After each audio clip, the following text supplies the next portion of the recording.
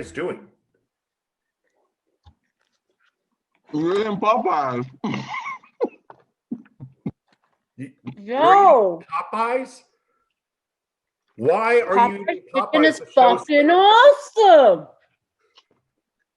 Popeyes This is my chicken first time having the sandwich. Mm-hmm. Popeyes This is chicken my is first time. Popeyes I've chicken never is a had this shiznit, sandwich. Dave. That's why. All right, welcome back to Back to the Classics. I am your host, Danger Neff, and with me is two of my good friends here, Selina SOS, because that's how you wanted me to say it, and I like that. Duval coming back here. You know, haven't seen you since Vin Diesel, and we won't talk about Vin Diesel anymore. We definitely are going to. Vin Diesel's not in this movie, by the way. So I'm here for good reasons. I'm here to talk Adam Sandler today. It's Selina Sauce. Is that how you say it? Sauce? Sous. Sauce. Sauce? Like that? Sauce? Selina Sauce. All right. Selena with the sauce. Welcome back. How are you guys doing today? On a Monday, I'm having a beautiful Monday. I had today off of work. No slavery for me. Not for this kunta. I was chilling today. Your name is Toby. You know what? My name is not Toby, damn it. Good day today, though. I watched Little Nicky. I got a chance to watch Little Nicky. Good. And how about you, Selena? How are you doing? I'm doing good. Work this morning was good. This is my first time ever having the chicken sandwich from Popeyes. Also, we're getting 2 reviews on this show today. Yeah. It's good. I just don't understand why people were waiting in line for hours for it. Would you have waited in line for this or for voting? Voting for sure. And that is how we're going to kick off the first topic of today. As always, you can always follow us on the Big 5, iHeartRadio, Apple Podcasts, Pandora, Spotify, and now officially at Amazon Music, which I guess we're just, picking up people now. That's right. We're just getting first round draft picks at this point. That's all it is. I like it. I like it a lot. You guys deserve it. Thank you, sir. Special shout out to Jay. We gotta give a special shout out to Jay Alonzo, Red Cup King. And we will definitely. Oh yeah, definitely. We're going to talk about Jay here in a second. But he's here in spirit, the though. Big news that has come out this week, November 9th, 2020, we have officially, as of yesterday, have a presidential elect on this horrid last 4 years. We got parents again. We got 2 parents. Again. We got parents. We were like in the orphanage for a minute, huh? If for whatever reason you've been out at sea and haven't gotten the carrier pigeon to know who won the election, President-elect Joe Biden and Vice President Kamala Harris has officially been elected. You guys, how do you feel about it? fucking I'm happy. excited. I'm fucking happy about it. I have my reasons, and we won't turn it too political, but I will say the country, it needed a change. I feel we are on our path to changing. It will not be overnight, but this was a major step in the right direction. And just seeing the voter turnout and seeing how many people actually voted and how many states swung in a different direction because they were also ready to change and ready to heal and ready to move away from old ideas. It was breathtaking. It was breathtaking. That felt like a world victory, and it was refreshing to see people dancing in the streets. I haven't seen that in a long time. Yes. To me, I'm most excited. I know not a lot of people knew this. I look white, but I am a woman of color. I am a woman of color. Oh, you're ethnic. Oh. I am. Oh, she got that ethnic too. She got that ethnic. Look at Dave getting tipsy. No, so I am most excited to finally see a woman in office, and not just a woman in office, but a woman of color in office. Amen. I cried. I'm not gonna lie. I cried when he announced that she was going to be his vice president, running with him, his running mate.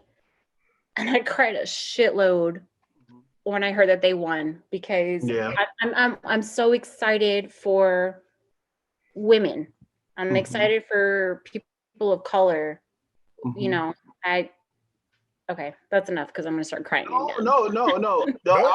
I will say one more thing. Just the image of they just recently gave like some really great speeches, and just seeing her up there and just her coming out to the Mary J. Blige, like that's just such a different feeling. Like you're so used to, you know, a Caucasian or older gentleman, you know, that's all we're used to. And it's just refreshing to see a woman come out there and just be a woman. You're like, oh, this is a whole different vibe, you know? And then on top of that, you got Biden, which for us, it's like technically, that's like Obama's homie, you know, we're comfortable already, you know?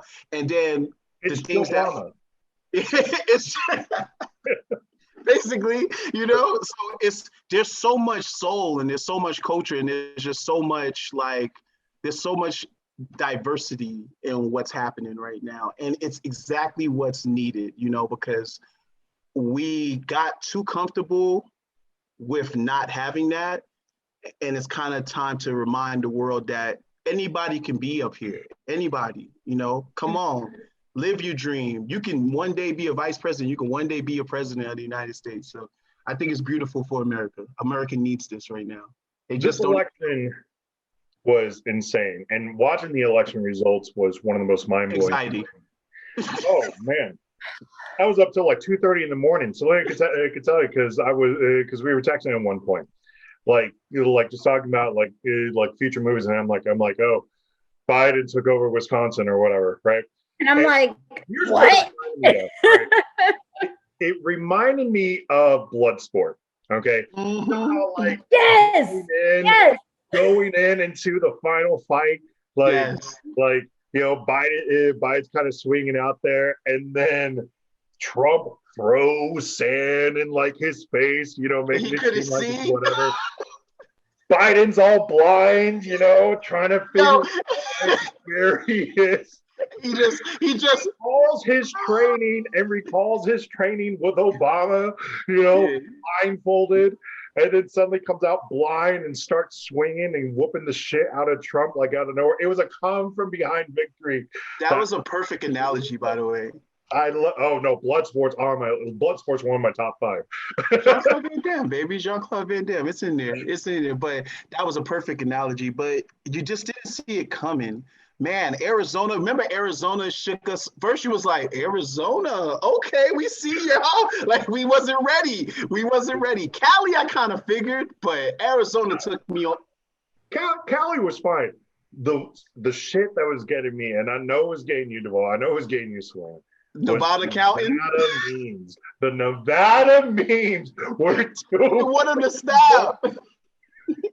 I mean, you have people throwing out everything like, hey, we're 50th in education. We can't count. I wanted to be mad at the memes because, okay, yeah, make fun of us for counting slow. I think I just did. Anyways, make fun of us for counting slow, but we are counting every single vote. Sure. But at the same time, after like the third day, I was like, okay, yeah, make fun of us, whatever. It was funny. But it was good because we were already stressing out. And then when it found out that like we were holding the country hostage, I was like, yes, we finally are important for something right now. We're not just known for gambling and hookers no more. We hold you in the palm of our hands right now.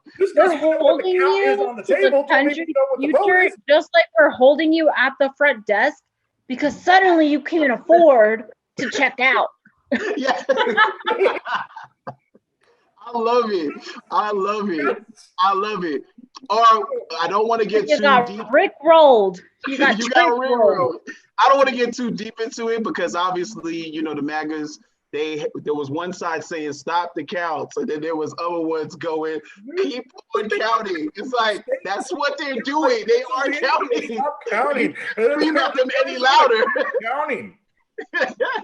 You're distracting them. He's like this damn on screaming. 1, 2.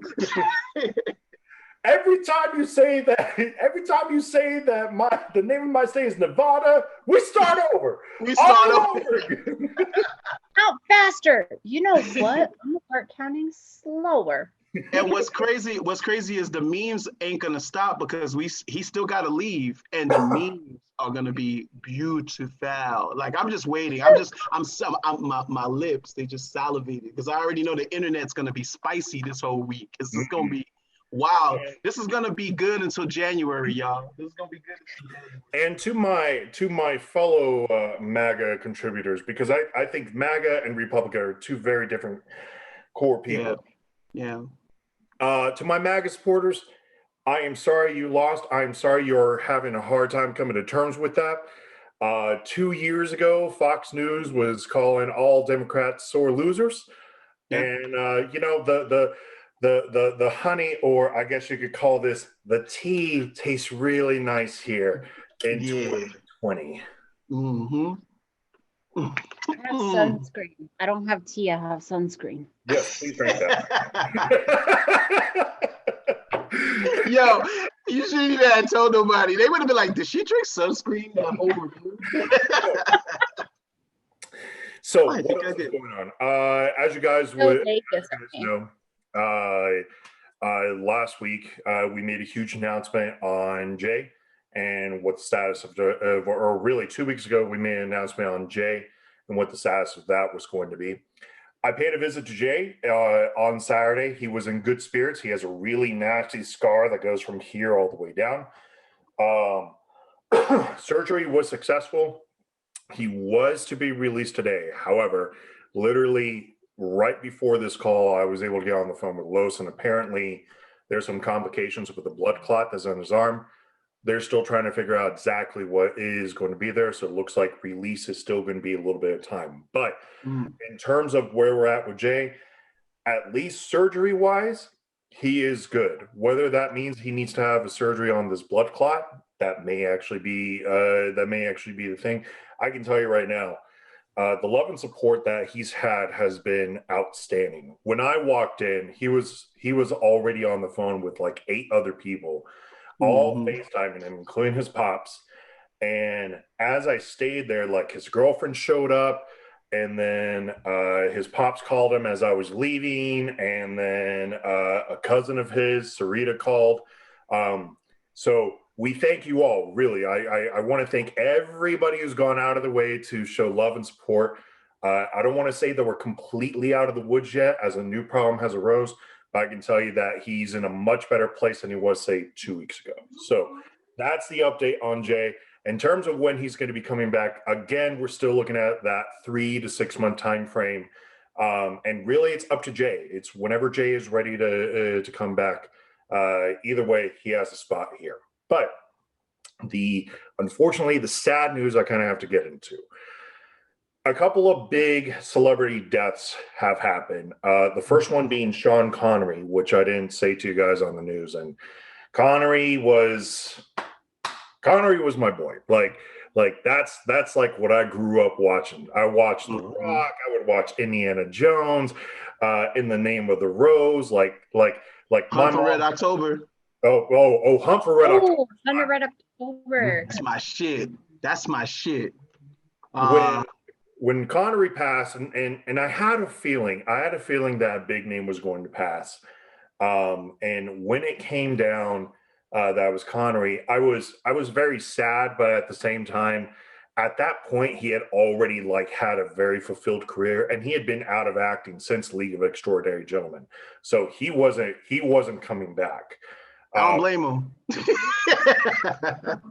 I'm joking, Sean Connery. He had decisions on his life, so that's why he just decided to retire. Do you know he was lined up to be Gandalf?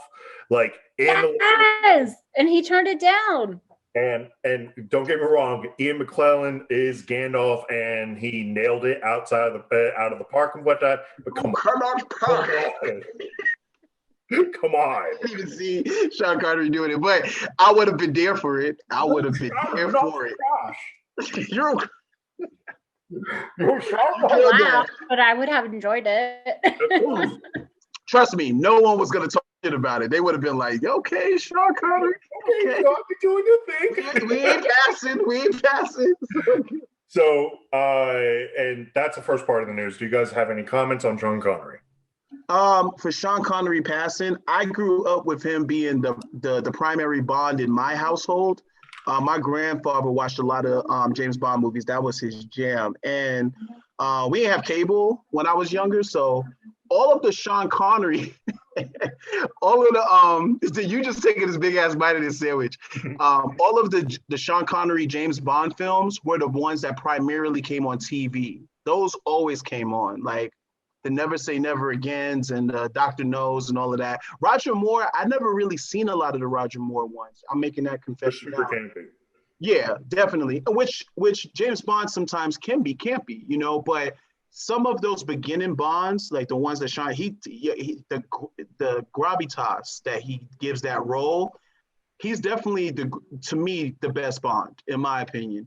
And then as for his other films, I always watch anything with Sean Connery. He just happened to always be there. Like the joint with what was it, First Night, where he was King Arthur and Richard Gere was the Lancelot. Yeah. Like he's in some really good movies. He was also in Robin Hood. He's in excellent movies. Like he's in excellent films. And yeah, this one's a painful loss. If we're talking about a painful loss for actors, yeah, that one's a tough one. That's a tough one, man. He's a class act. He's irreplaceable. You cannot replace a Sean Connery. Right. Selena? The Rock. The Rock is the shit. Yes. Hated it when I was a kid because my dad would always want to watch it. My dad, he loved that movie. So we watched it a lot. So as a kid, I was like, ugh, again. But then as I got older, I was like, I love this. I like it. And that's one aside from 007 that's always going to stick with me. So. No doubt about it. It's definitely sad. To you, Sean, thank you so much for the memories. I could not. Indiana Jones and The Last Crusade, that is my favorite one. I like it better than Raiders. It's a good one. It's a good one. I know a lot of people go to Raiders. Raiders has the Big Bang Theory argument that goes against it, which Indiana Jones was literally not in the movie. The outcome still would have been the same. So that's why I like Last Crusade a little bit better. But yeah, so to you, Sean, definitely. And the other one that really hurt, obviously, was we knew this one was kind of coming somewhere in the ballpark range of the last, I don't know, I would say anywhere between 9 months to maybe in the next whole year, I think. Yeah. But Alex Trebek, host of Jeopardy, has finally passed away from pancreatic cancer at the age of 80. I can say this from what I read. He did not die in pain. He did exactly the way that he said he always wanted to die, which is on his porch looking at the sunrise with his wife swinging, because that's just what he loved to do. This hurts also because for myself, I grew up, when I first moved to the United States, Jeopardy was like one of those first things I was really introduced to. And it was always Alex Trebek and obviously Pat Sajak for Wheel of Fortune immediately afterwards. So I grew up with them kind of being my pseudo TV dads at the end of nights. And I would always watch them afterwards. As I've gotten older, I've continued to watch them. And then as my niece has started to, get older, she's now 10 and she's always constantly watching Jeopardy. So much so that when they put Jeopardy on Netflix, she'll go and she'll sit there for hours just watching Jeopardy on Netflix, and just trying to get all these clues from back then. And she'd like ask questions about the culture back then. I was like, we don't really talk about the 2000s. And, but so for me, this was very much like a childhood idol that I watched, and to finally, get to this point. When the news first dropped, it was already heartbreaking. When he got diagnosed, it was already heartbreaking because it was relatively big news. Most celebrities' cancer is not announced like that. There's usually not that big of a reaction to it. You seen Chadwick. You seen how that go. Right. You just all of a sudden like came out of nowhere. For some of these celebrities, and then like John Travolta's wife. Elizabeth, I want to say it's Elizabeth Shue. Yeah. No. It's what's her name? Katie Presley? No, not Presley. No, Sorry. You're right. It's Preston. Preston. Yep. So came out of nowhere, and everybody, it was very heartbreaking. Yep. So for this, even though I saw it coming, it still hurts. It still has its level of impact that it had. So turn it to you guys. I'm actually going to start with Selina since Duval, you started last time. Definitely. In fact. So what are your thoughts, Selina, as we mourn the death of Alex Trebek? It's extremely sad because Jeopardy was a huge part of Jeopardy was a huge part of me growing up. We watched it a lot when it was like the new episodes airing every day or week or whatever. And I always thought like, wow, Alex Trebek is so smart. How does he know all the answers to everything? How does he know if they're right or wrong as a kid? Then later I was like, oh, they give him the answers so that he knows right or wrong. But last year I was at the NHL Awards as a seat filler, and I happened to be about 3, maybe 4 rows behind Alex Trebek, and I was like, holy, like that's Alex Trebek. Oh my God. And he looks so good. Thank God he looks so good. And then I had turned around because somebody said that they were like in whatever section, one of my friends. And so like they texted me, I'm in this section. I turned around and I'm like, holy shit, Mark Stone is right behind me. So I immediately turned around. But then I saw Alex Trebek again, and I was more starstruck by Alex Trebek than I was by Mark Stone. No offense, Mark Stone. I love you. Yeah, but Alex is a national treasure, Mark Stone. Exactly. Go Knights, go. But Alex Trebek, damn, national treasure. So I remember he gave a speech. He was on stage and I wanted to record it, but at the same time, I didn't want to be like that person that's constantly like, oh my God, let me take a picture of this. Let me record that. Like I wanted to live in the moment. Yeah. Exactly. So I lived in the moment and I'm so grateful I did because the speech he gave was so inspirational.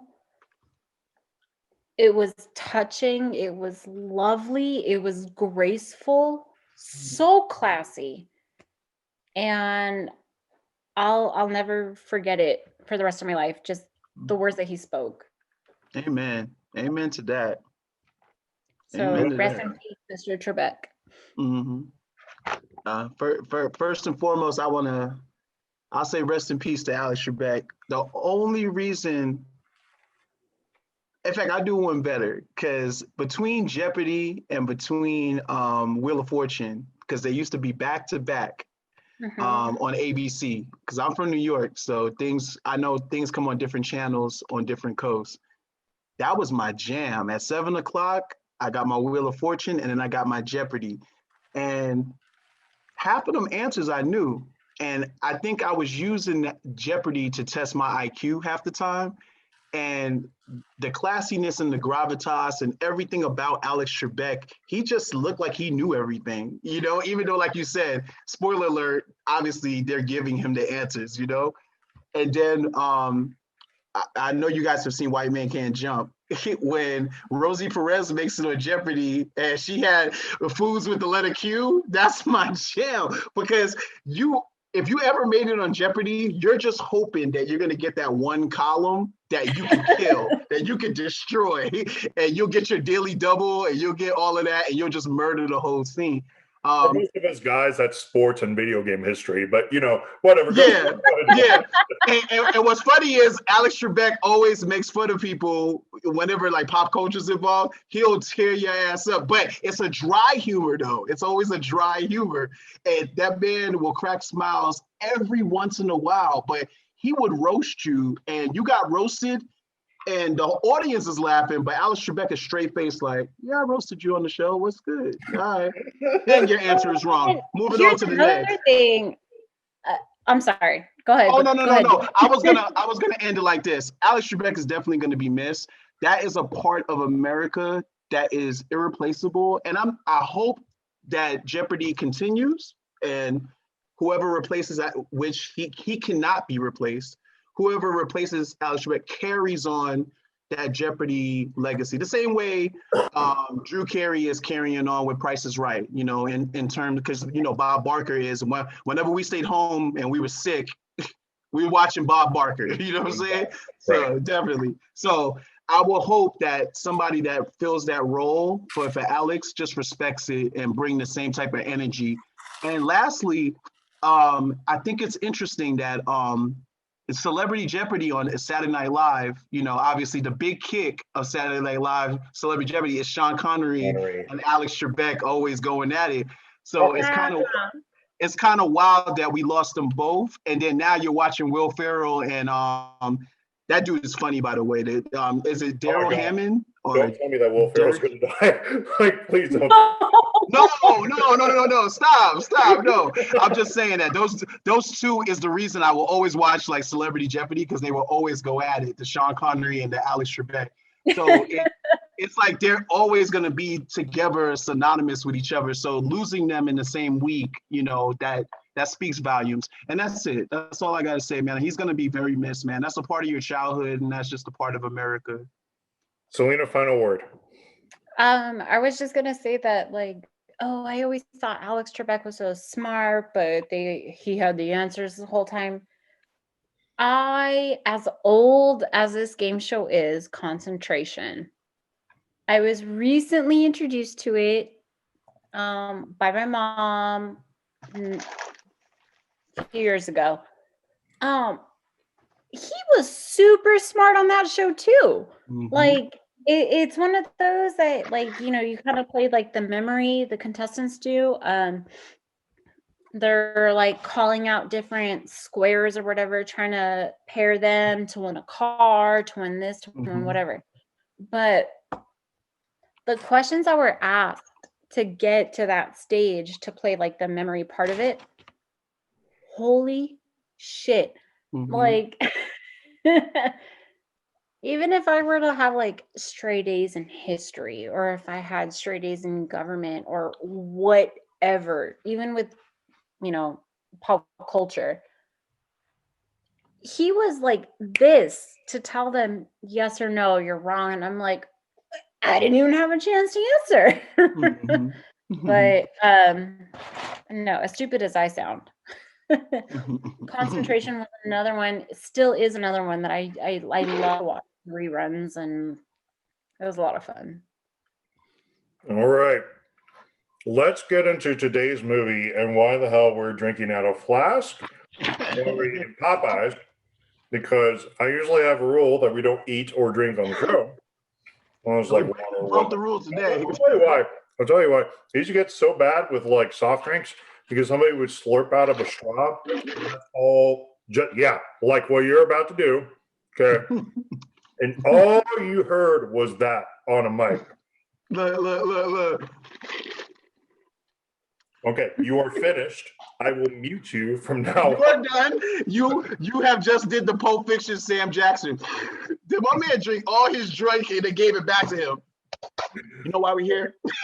Why the hell are we doing this crap, making this unprofessional? We're taking this back all the way back to November 10th of 2000 with the kind of underrated, somewhat campy, definitely has not aged well, but at least they were trying for something.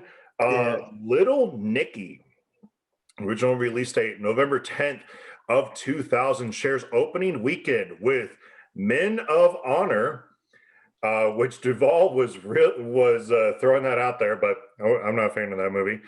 Red Planet. Whoa. I didn't know that. I didn't know you didn't like that film. Talk about military movies. I'm not a fan of that movie. There are better military movies than that. Gotcha. There was some good acting in it. Robert De Niro was awesome in that movie.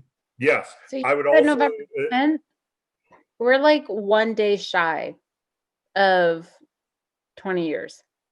Yeah.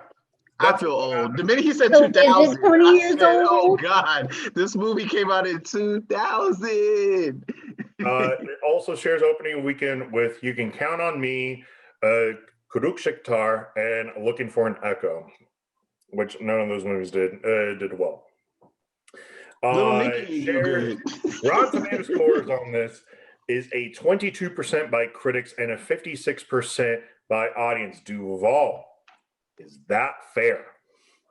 Yeah, I think it's fair. let me tell you why. Critically, this isn't one of his worst ones, but critically, I can understand why they don't like it. Sure. And that's critics. Obviously they always hold a movie to a high regard. The one thing about critics is they forget to just go inside of a movie and just let the movie be silly, man. Just let it do what it's meant to do. The premise is silly. Everything of it is silly. It's an Adam Sandler Happy Madison vehicle where he is literally the nice son of the devil. Like he has to go get his bros, So the concept of it is just out of whack. So we already know it's not going to get any critical acclaims, and we already knew what he was going for. At that time, Adam Sandler was pleasing his audience. He knows what his core audience wanted. That's why the audience score is exactly where it needs to be. Selena, your opinion? I'm going to go exactly with D. Like he knew what his audience wanted, what his fans liked. I was super young when it came out, but I thought it was funny then. Watching it as an adult now, I'm like, holy shit. So many jokes that would just find like as a kid. But I don't know. I think because I was a kid when it came out, I'm going to say it's not fair that the ratings were that low. But what do kids know? Right. 20 years ago, I was 13. So what's crazy about this movie, I kind of want to play this back a little bit to, excuse me, I want to play this back a little bit to a contract that the Cosmopolitan has with Adam Sandler, as Duval would definitely know. Amen. I've seen him twice, by the way. I've seen Adam twice. Right. Have I never seen him? I've seen him because you didn't come with me, and you were no longer an employee of the Cosmopolitan at that time. 50. So when I went to go see him, a lot of the things that Adam Sandler always loves to do is, if you are part of his crew, he's gonna make sure you're taken care of. All right. Amen. For some odd reason, David Spade still has a career. For some odd reason, Rob Schneider still has a career. For some odd reason, a person like Nick Schwartzman, who has really kind of overstayed his welcome, still has a career. Alan Covert still has a career, and all of this because Adam Sandler. Oh yeah, no, and trust me, like they are funny. Rob Schneider stand-up is actually one of the funniest fucking things I've seen. He was funny. He was funny live. He was funny. Yeah. So seeing all this and seeing how you kind of relate this back to the Adam Sandler universe. He usually brings in his own people whenever it comes to Happy Madison production. And this movie is a perfect example of that because the cameo appearances in this movie is absolutely ridiculous. I'm talking Rodney Dangerfield has a part in this. I'm talking, of course, Schneider. Somehow Tarantino gets involved. He's there a lot. He's there a lot. Gets involved into this project several times to be this character. Pops gets involved with this project. John Witherspoon. You have Keitel. Harvey Keitel gets involved with this project. Carl all Weathers, of SNL, all of his them. role from Happy Gilmore gets a role in this project. You have Rob Schneider, who is reprising his role from Waterboy, having a role in this. Henry Winkler can do it. Hold on. I do you one better. Carl Weathers was fucking Chubbs in this. Come on, they went and got Chubbs. They get Dan Marino in this. They get Ozzy Osbourne as cameos in this movie. Shout out to Dan Marino. Cameos that you're wondering. They got Regis in this movie. They got Bill Walton in this movie. John Lovitz has a very funny. John Lovitz is funny. That was the best opening to an Adam Sandler movie ever because he's such a creep, but it's a John Lovitz creep. He's like, he said, "I'm just a bird." So that's one of the beautiful things about this movie is that for the most part, this movie has so many cameos that it's like, wait a minute, I know that guy. Wait a minute, I know that guy. And it's almost like saying, hey, if you would watch Happy Madison Productions, you're probably going to see all of these people in some way, shape, or form. Even at the tail end of the movie, they even give a shout out to Chris Farley at the very, very, very tail end of the movie. But that's what I mean. And the reason why I bring that up is back to the Cosmopolitan show. That was a lot of what the show was that you would suddenly have somebody do a stand-up bit and then somebody have a stand-up bit. And then everybody's like, oh, okay, well, is David Spade coming out? David Spade came out in like a fucking Submariner's helmet, you know? And then they had an actual song to tribute to Chris Farley, you know, during that time, which Chris Farley obviously would have been probably the biggest actor of the 1990s. And I could only imagine where his career would have gone in the 2000s because of it. But that is the pool that Adam Sandler does. And this has continued on throughout the rest of his career, from Grown Ups with introducing Kevin James into the group, with introducing Chris Rock into the group. So this isn't anything new with him. It's just a little funny that the premise of the story, which is bullshit and a bad premise, somehow is able to pull in this star attraction. Yeah. Well, and then another thing with like bringing new people into the group. Do you remember the movie Funny People? Yes, absolutely. He brought a lot of up-and-coming comedians onto that show. And I remember watching the movie, or I'm sorry, not to the show, to the movie. I remember watching the movie going, oh my God, this guy is fucking funny as shit. Like, why isn't he famous? And then fast forward a year or two later. You want to know why I think that movie works? A lot of people don't like that movie, but I think that movie works because when Adam Sandler's not like really responsible, when it's not like Happy Madison for real, it's like, because that was Judd Apatow that directed that one. That's correct. Judd Apatow was able to, I'm gonna get you to be Adam Sandler, but I also want you to be serious, you know, because Adam Sandler can act. You know, a lot of people keep forgetting that. Yeah. And that's why I love that movie so much. Yeah. And I think that's why other people, like a lot of other people, didn't like it and they criticized it is because they saw Adam Sandler and they're thinking like Big Daddy or Happy Gilmore or something. And then they get something that's like serious and they're like, ugh. And I'm like, did you guys forget that Click existed?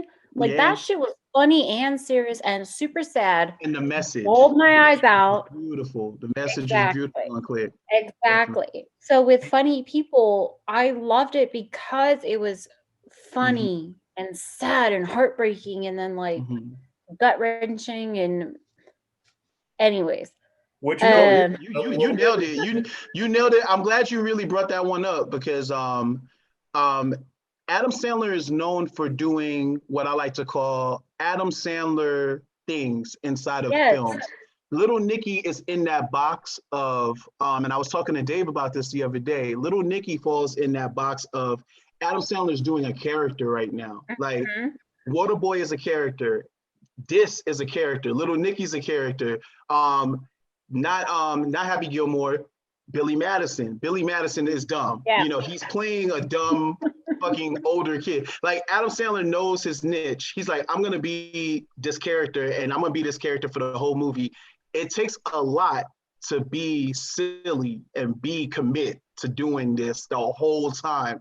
And he pulls it off every time. Most of the time, it go quick. Like you're just like, I'm over this. Like I can only do 30 minutes of this, but he puts that character in different situations where it's funny and that character has to rise above the situations. Little Nicky's situation, because he's never been there on Earth before, is perfect because he never been to Earth before. So of course he's not gonna know how to do anything. He's not gonna know what any of this. He's used to being in hell. Yeah. You know?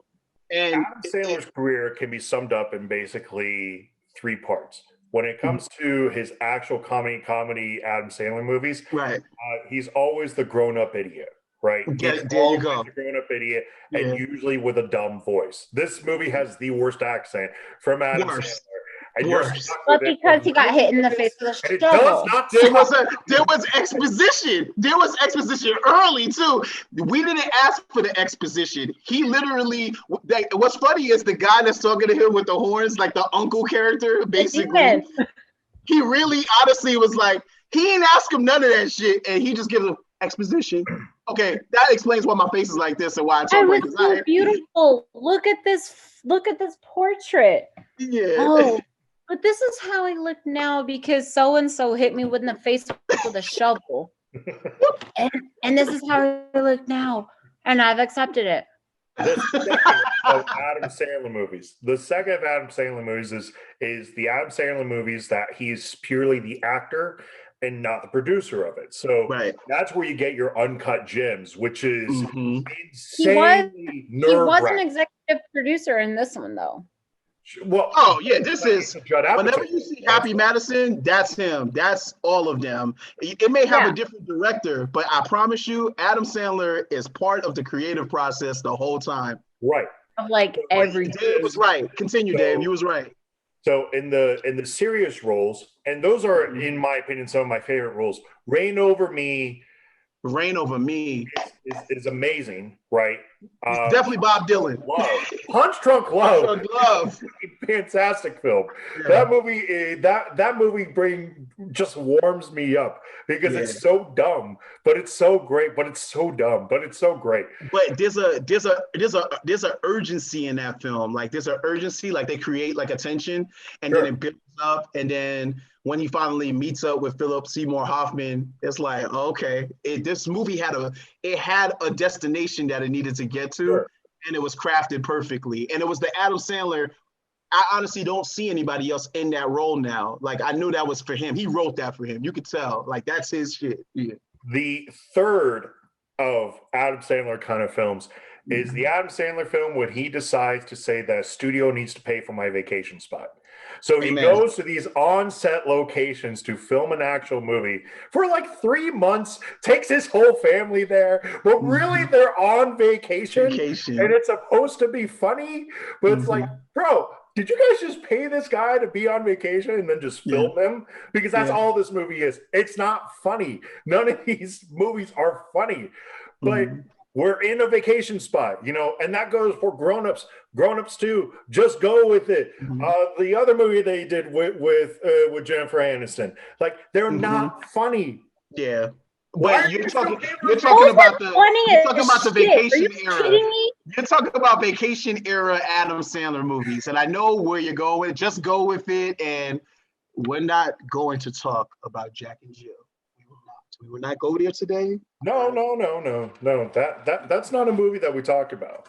Yeah, we're not gonna bring it up. But I will say this: But even, 51st that's my Dates. boy. 51st That was a Dates vacation spot wedding. That's a vacation spot movie, but it was cute. He was a stalker, but he was cute. It was a cute movie. Cute. He's definitely No, stalking but her. just go with it. He was desperate and he Totally. needed And try to somebody make to fun of show it. up there. And that's why it was so freaking funny. Can I do an accent? Okay, let's hear it. Hello. No. There's always a charm. The fact that they were like pretending to be his kids, I know is so cliche, but the way that all four of them did it was so freaking cute. It was funny. And we gotta agree on grown-ups, grown-ups was fucking funny. Oh, grown-ups is cool. We're not gonna bring grown-ups up because grown-ups got a charm to it, and that's what little Nicky has. Little Nicky, there's a charm about this movie. There's a charm there where, like, you your head and squint. Yeah. There's something charming about it. There's a charm there because it's funny because one, there's a lot of comedians in this movie. There's a lot. And talented comedians, like real comedians. We got Saturday Night Live alum. Dana Carvey is the fucking referee in this thing. Amazing. So and he's even doing like the voice from the animated, the Whitey. That's a personal foul. Like he got, like it's perfect. Like I knew Adam Sandler know that this wasn't gonna be critically, revered, but he knew that if he could jam pack it with all of these people, you're kind of creating like one big ass gumbo, and it just kind of works. You just a big gumbo, a big tasty gumbo. This is gonna work here. That's gonna work here. He threw so much at you that you could not say no to it. You kind of just like, okay, little Nicky, you're there. You made it in my spot. There were even a lot of like stupid one-liners that like. Oh yeah. You hear it in a movie now, and you're like, ugh. Yeah. So done. Yeah. But hearing it and watching it and seeing it like in that movie, then you thought it was funny. Watching it now, it's hilarious. Like, and I still laughed. Exactly. Sometimes all it takes like a stupid one-liner here and there just to kind of like break up the scene. And like the basketball game. The mom, I told you this show was going to be great. Definitely. This movie actually kicks off. Or it gets better every time, or whatever it was that she said. But like after he sucked his brother into the flask. I'm telling you, she's funny. She was funny back on SNL sometimes. She would have she kind of was like the Leslie Jones of that time. Yes. Yeah. I forgot her name. I forgot her name. Yeah, Don't Kill Me. Don't Kill Me, only token black woman that used to be on SNL. Like, don't kill me. I'll get it though. I promise you. You were funny, damn it. You're definitely funny. I do recognize the husband though. The husband's name is Reggie McFadden. He used to be on Def Jam a lot. He used to be on Def Comedy Jam. It's Alan Leghorn, by the way. There you go.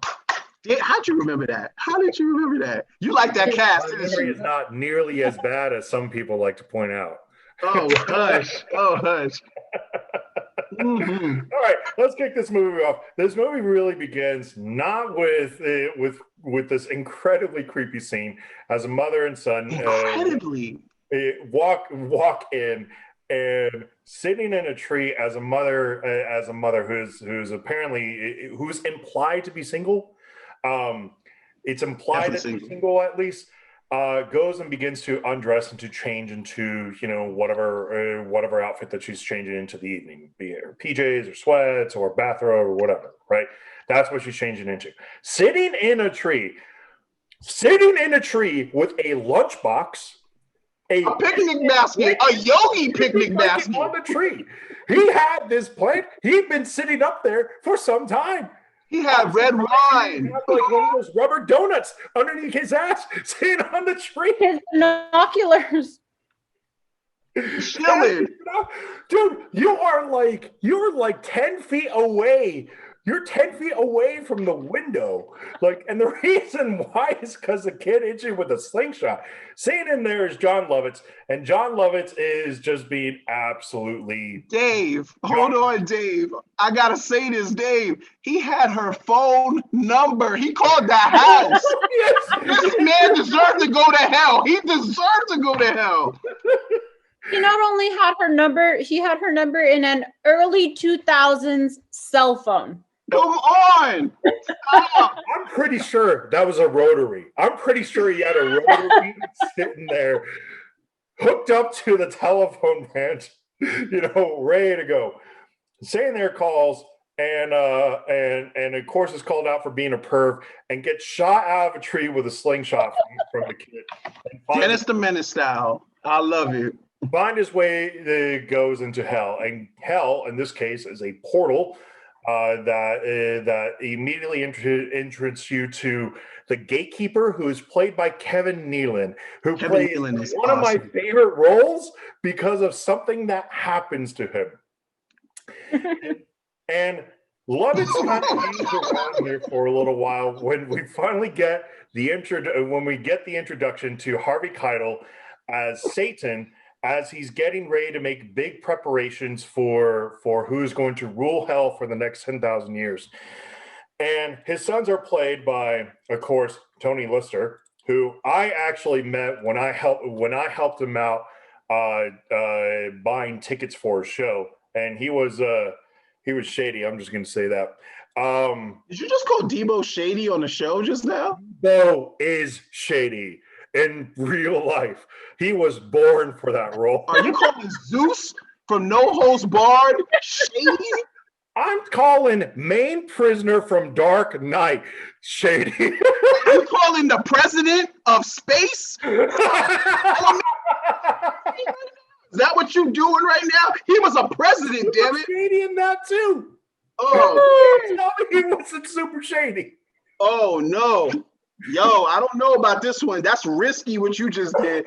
Hey, Tiny Lister, if you watch this, it's not like if I go into my bathroom and start saying Debo, that suddenly he's just going to appear out of the middle of the night with a Popeye's fried chicken, bone getting ready to stab me. If that happens, I deserve every minute of it. And that's kind of the way I would want to go anyway. Dave, don't speak for me, Debo. Dave, don't speak for me. We good. So, continue. As they're introduced to the father, Harvey Keitel, who plays Satan, but not the original ruler of Satan, as his father is still there, as well, played by Rodney Dangerfield. We're introduced to Adrian.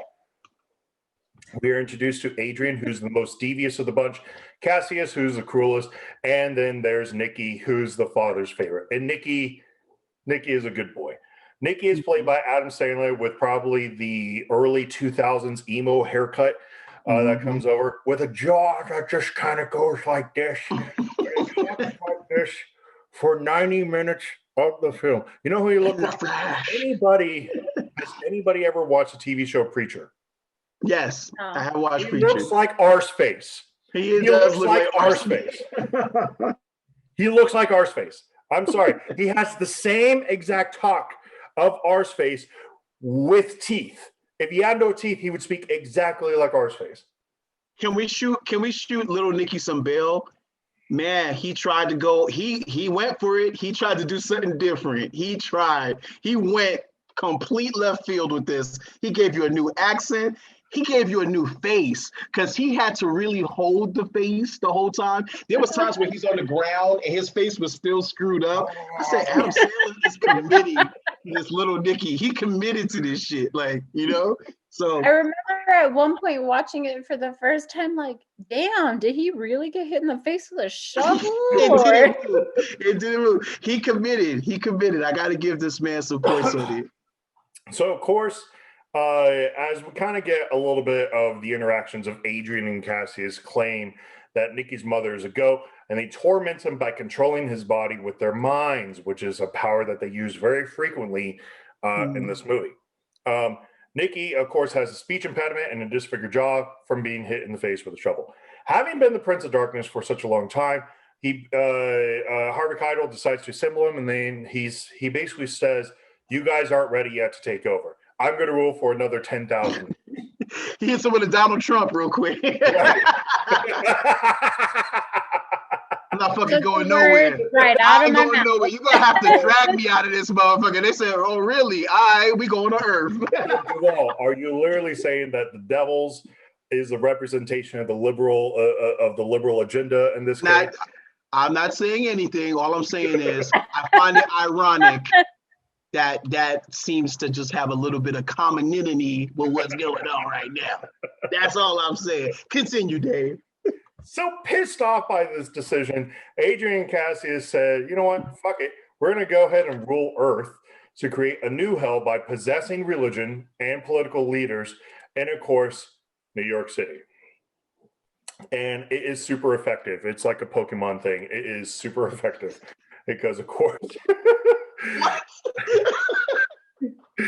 as they leave, they freeze the entrance to hell, preventing more souls from entering and causing Satan's body to begin decomposing. Now, when they leave, the gatekeeper tries to stop them, but fails in doing so.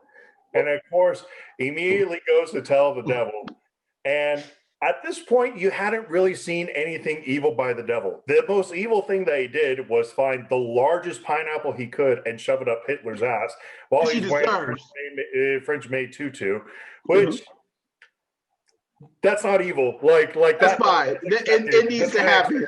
Right. Which, by the way, Donald Trump deserves to have that type of punishment if he does go to hell. Continue, though. Continue. So, if any maggots is watching, they mad already. So instead, to show how evil the devil can be, he punishes Kevin Nealon by putting tits on his head, and not small tits. They're so nice. They were some good titties. They were some good titties.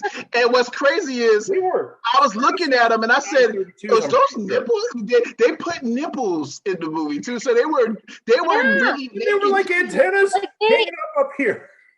They were erect. They were so good that Rodney Dangerfield said, yo, tell Tit. Exactly. Tell Tit had to slide. Like, I have never seen a pair of titties that nice and that perfect that I was like, what the fuck? Hey, yo, Dave. Do I need to sell my soul to the devil to have a pair that nice and that perfect? And that you went out on your own and got mad. I did. I'm pissed. Damn it, they were perfect and mine are not. Did you get jealous of fictional titties in a movie that was placed on somebody's head? I did. Women are you women. Y'all are wild. Not getting into that, Duval. Okay, hold on. Don't get me wrong. Do not get me wrong. I love my boobs. I love them. But then I saw those and I was like, do better. Do better. Yo, I wish I could just be like this. Yo, do better, son. You better do better, son. Can I say one thing, Dave? Selina and Dave. The fact that he put the tits on the head was priceless. But while he was doing the curse, he even went like this. He said,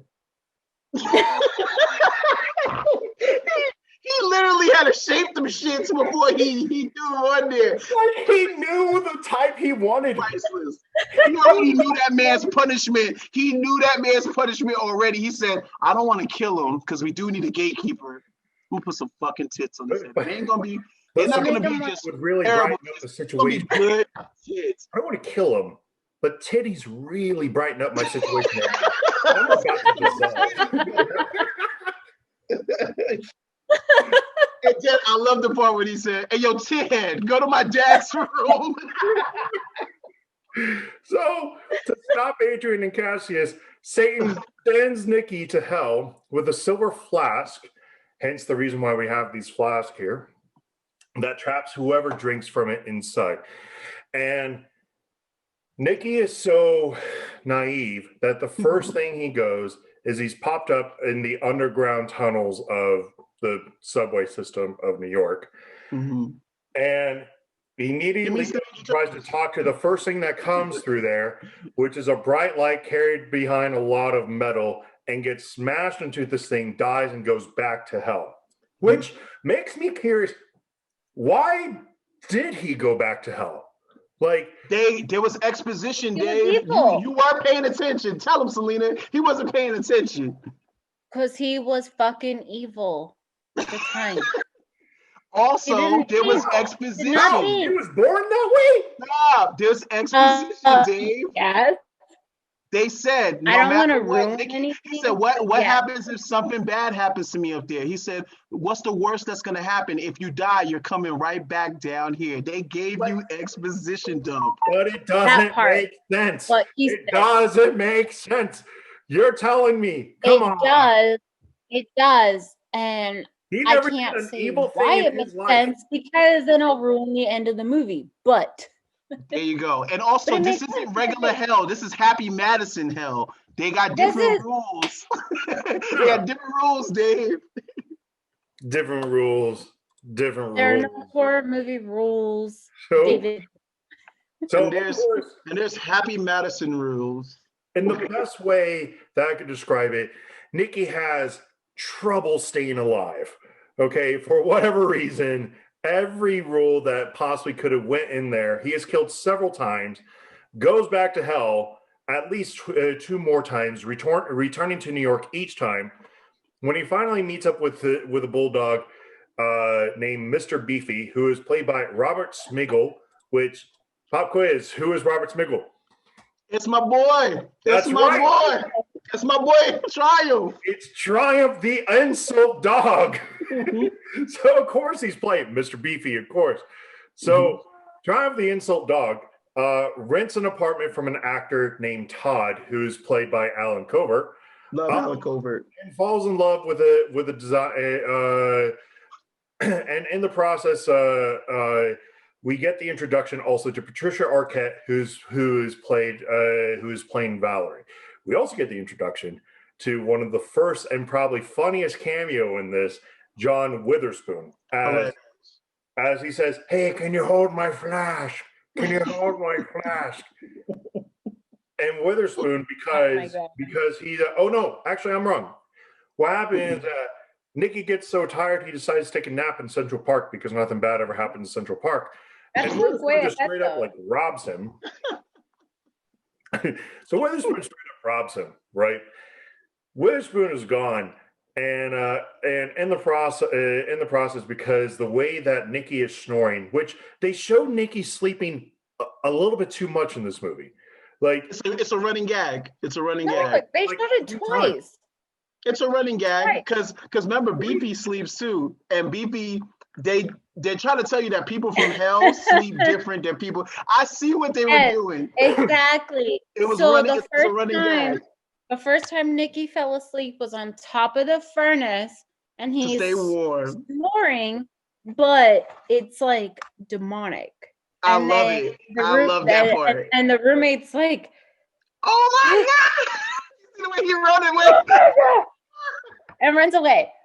And then the second time you see Nicky sleeping is in Central Park because he's too tired chasing around his brothers.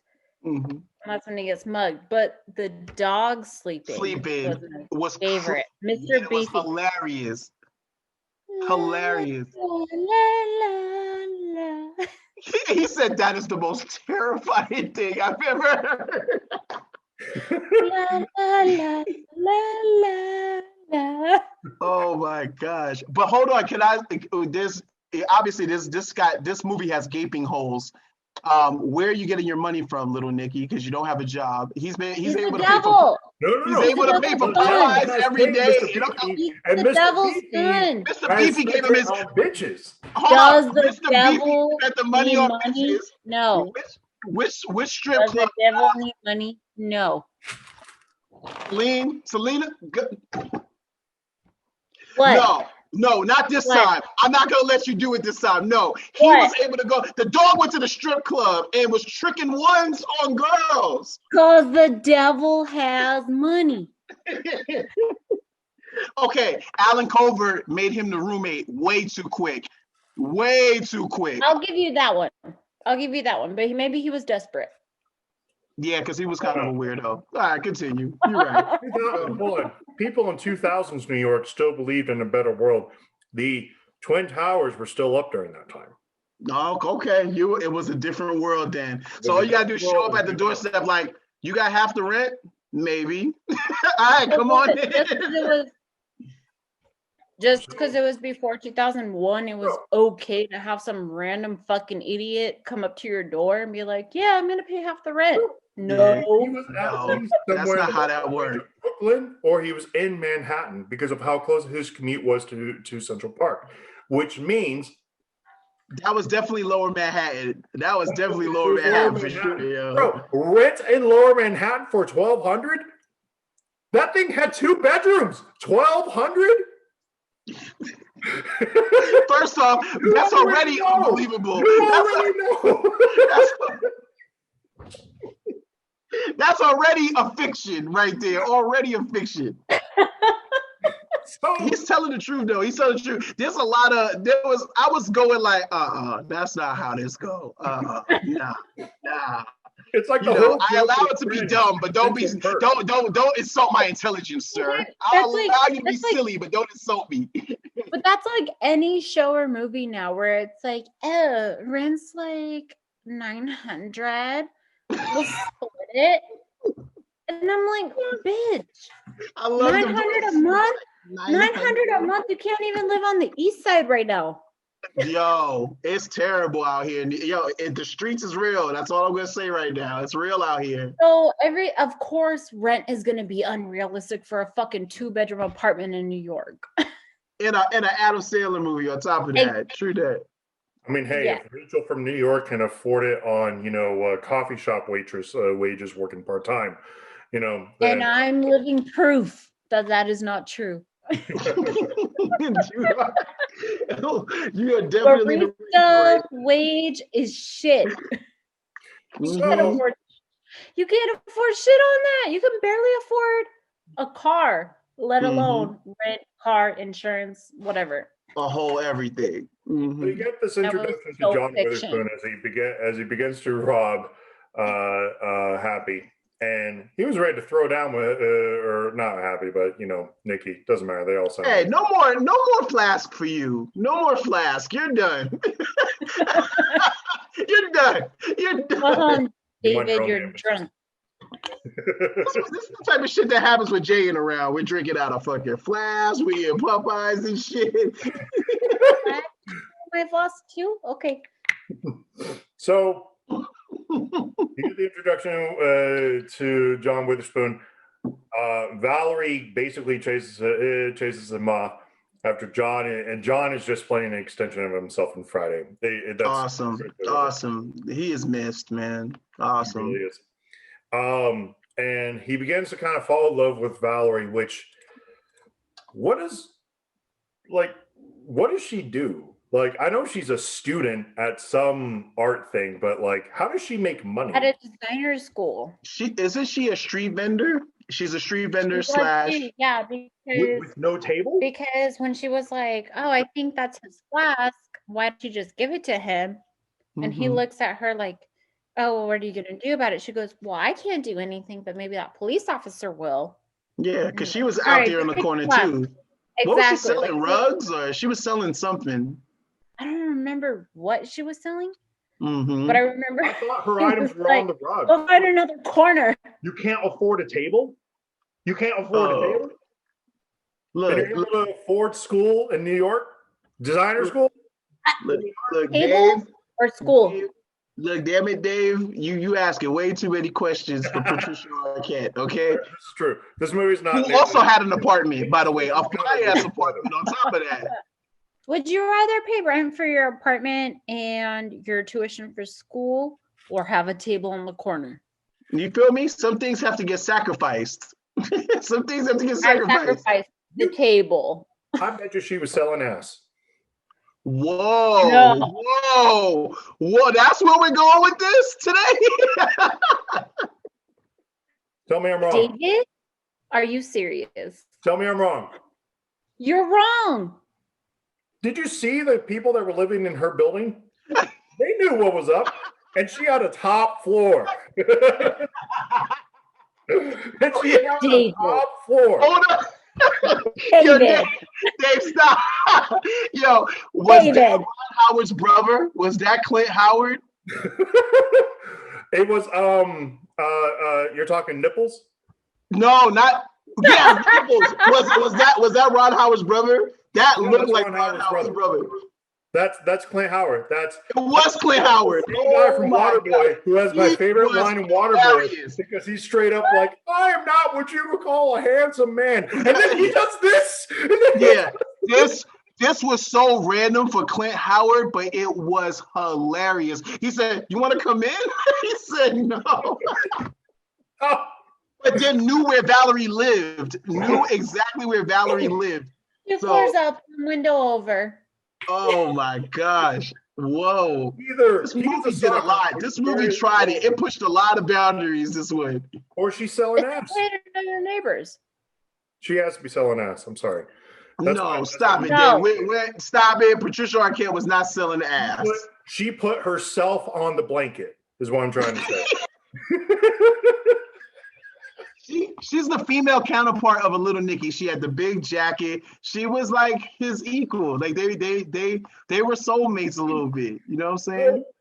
All right. So Nicky's first encounter with his brothers is Adrian, and Adrian quickly becomes like my favorite person in this movie because it's Reese, who is kind of playing a brother that, man, is super feminine. Like everything about Reese is feminine. I mean, he's got like the feather ruffles going on. Yeah.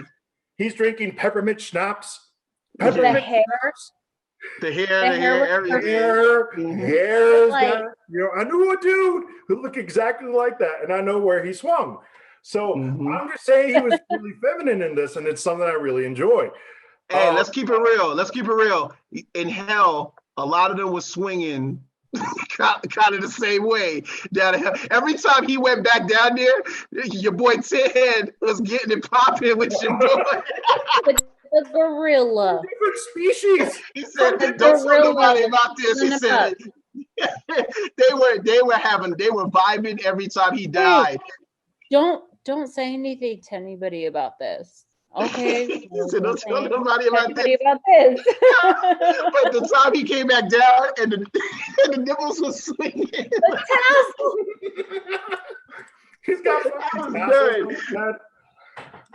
just killing it. I said, movie is doing way too much for me. What killed me was the leather bra. Yes, I'm done. Because he had to cover the titties up. Remember, this is PG-13. You can't see titties the whole time. They had to cover the titties up. You know what I'm saying? The fact that we was able to see nipples, erect nipples, is crazy already to me. It's already crazy. So once he's kind of possessed by the brother into doing things like, Valerie, you suck. like he then sees Cassius on TV, who's possessing the referee, played by Dana Carvey, of a Harlem Globetrotters game, and he decides to go to court and confront and confront Cassius. And I gotta say that outside of Dana Carvey, I just don't care. Like I feel like Sandler tries to showcase his basketball skills a little too much. Yeah, he tries. He went for it. He was going for. And look, I'm not saying that he's not a bad basketball player. He's fine. He tried it. He tried it. He tried to sneak it in there. But man, this may actually be my okay, something has to change in the scene, or even cut that out. Mm-hmm. It just was whatever. Then he tricks Cassius into drinking it because Dad gave me the secret super juice that I got, or whatever. So they use Space Jam, I guess, in this case. The secret sauce. Yeah.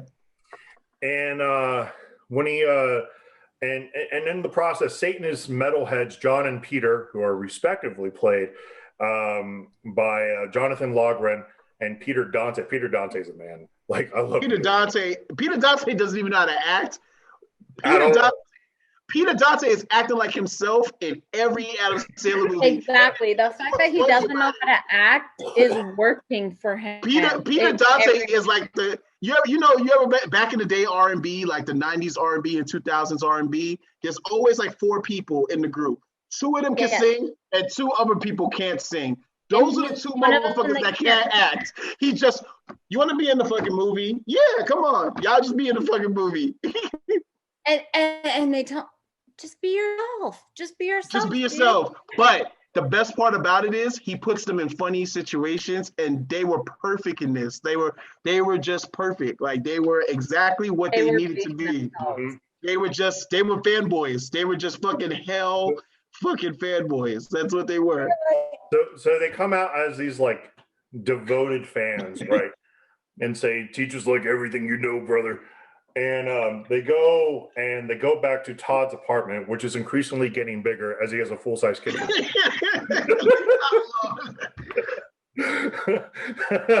and Todd had a 3-bedroom after that. You like, what, these 3 bedrooms in this now? What? Then it turned into a loft after they got high. Oh, it's a loft now? Did we have an extra food on? 5? Is this where Valerie lives? There's a couple funny parts about it. There was always this rumor that Led Zeppelin, because the main guitarist of Led Zeppelin apparently was a Satan worshiper, and there's the rumor that if you play a Led Zeppelin record backwards, you would hear some shit. But in this case, he pulls out Chicago, which I love Chicago. Awesome part. Such a great joke, like for him to just go and put in the whole Chicago thing. And Dante's reply was awesome. I will now devote myself to the lords of the underworld. Yo, Dante was like, yo, Chicago kicks ass. Chicago kicks ass. Yeah, that shit was perfect. So that evening, Nicky tries to apologize to Valerie. In the meantime, meets Nipples, who is Ron Howard's brother, just kind of dancing around in some underwear and this really weird. Now, here's a creepy thing about it. The light follows him wherever he goes. It's this like sickly green light. Bro, he is outside and the light is still on him. So it's part of his wardrobe. He has this sickly green light on him to make it seem like his skin is diseased, as he's dancing in this underwear and whatnot. Knows exactly where Valerie's thing is at and sends him up there. But that's Valerie, what I'm saying. Though, has no problem committing murder because, a woman on the streets knows she got to protect herself, which is why she kicks him off the fire escape, for not apologizing. She sprays him. That's right. Yeah, she sprays him with this like pepper spray, and he falls off the thing. And then she uses her magical powers apparently to say, "I don't want you to fall." Right before it's. I don't want you to die. Don't die. That's not explained at all whatsoever. Whatever. Hey, we at this point we're all in at this point. We're all in at this point. We're not gonna try to start making sense. It was the butterflies. You know what was cool? That was a nice callback to when he takes her on the flight. That was Superman 1. That was cool. That was cute. It was a callback. It was a Christopher Reeve, Margot Kidder moment. Would you try them? They did it again in Superman 4, but so the next day, Agent the chief of the NYPD, who's played by Michael McKean, who's probably best known now for his role in Better Call Saul, Saul Goodman's brother or Jimmy's brother. Yeah, and they kind of do this whole thing where first of all, like like when Cassius was still on Earth, he was playing the mayor of whatever, and they're like, we're lowering the drinking age down to 10. I can't stop laughing at that. You know, when the kids came out, that shit had me dying. Like, come out all buzzed, starts throwing up everywhere. Like, and just like everything that they were doing just to kind of fuck up the whole city, you know, and taking possession of like everybody, like even the news anchor lady was eventually at one point like, oh, and I'm cheating on my husband with the weatherman. Yeah. And it turns into this weatherman who looks like Swamp Thing from Con Air, you know, like he's like gross and nasty, and I'm like, really? Like, how about the one where he was like, yo, well, God bless me with the opportunity for us to have a baby. He said, no. Your homie got you. No, your best friend. Bless all her. Night long. And the best friend, that was a running gag. Everybody was like, so I fucking loved it. So in the process, he's stepping on a pizza. So in the process, they accuse Nicky of mass murder because he's playing the chief of police, which kind of leads into the scene of Nicky being chased by all walks of life, which I'm like, I almost wanted to be there and be like, you must really not know New Yorkers, because I don't know any New Yorkers that'll go out of their way, seeing a serial killer and just be like, yo, let's stop what we're doing and chase him down the street. Like, what? Dave, you underestimate. You're right. New York don't care. You're right. Sorry, man. I was thinking about those New Yorkers. From the Spider-Man movie when they were like this. Yo, you mess with us, you mess with all of us.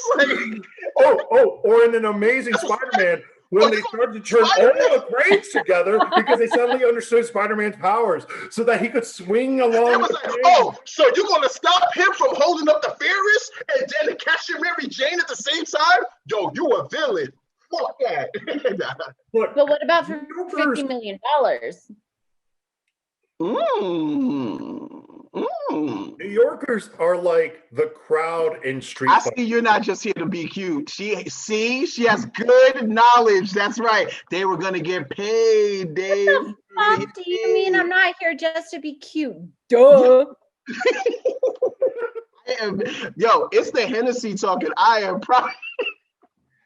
So, New Yorkers is basically like the crowd in Street Fighter 2. They just mind their own business.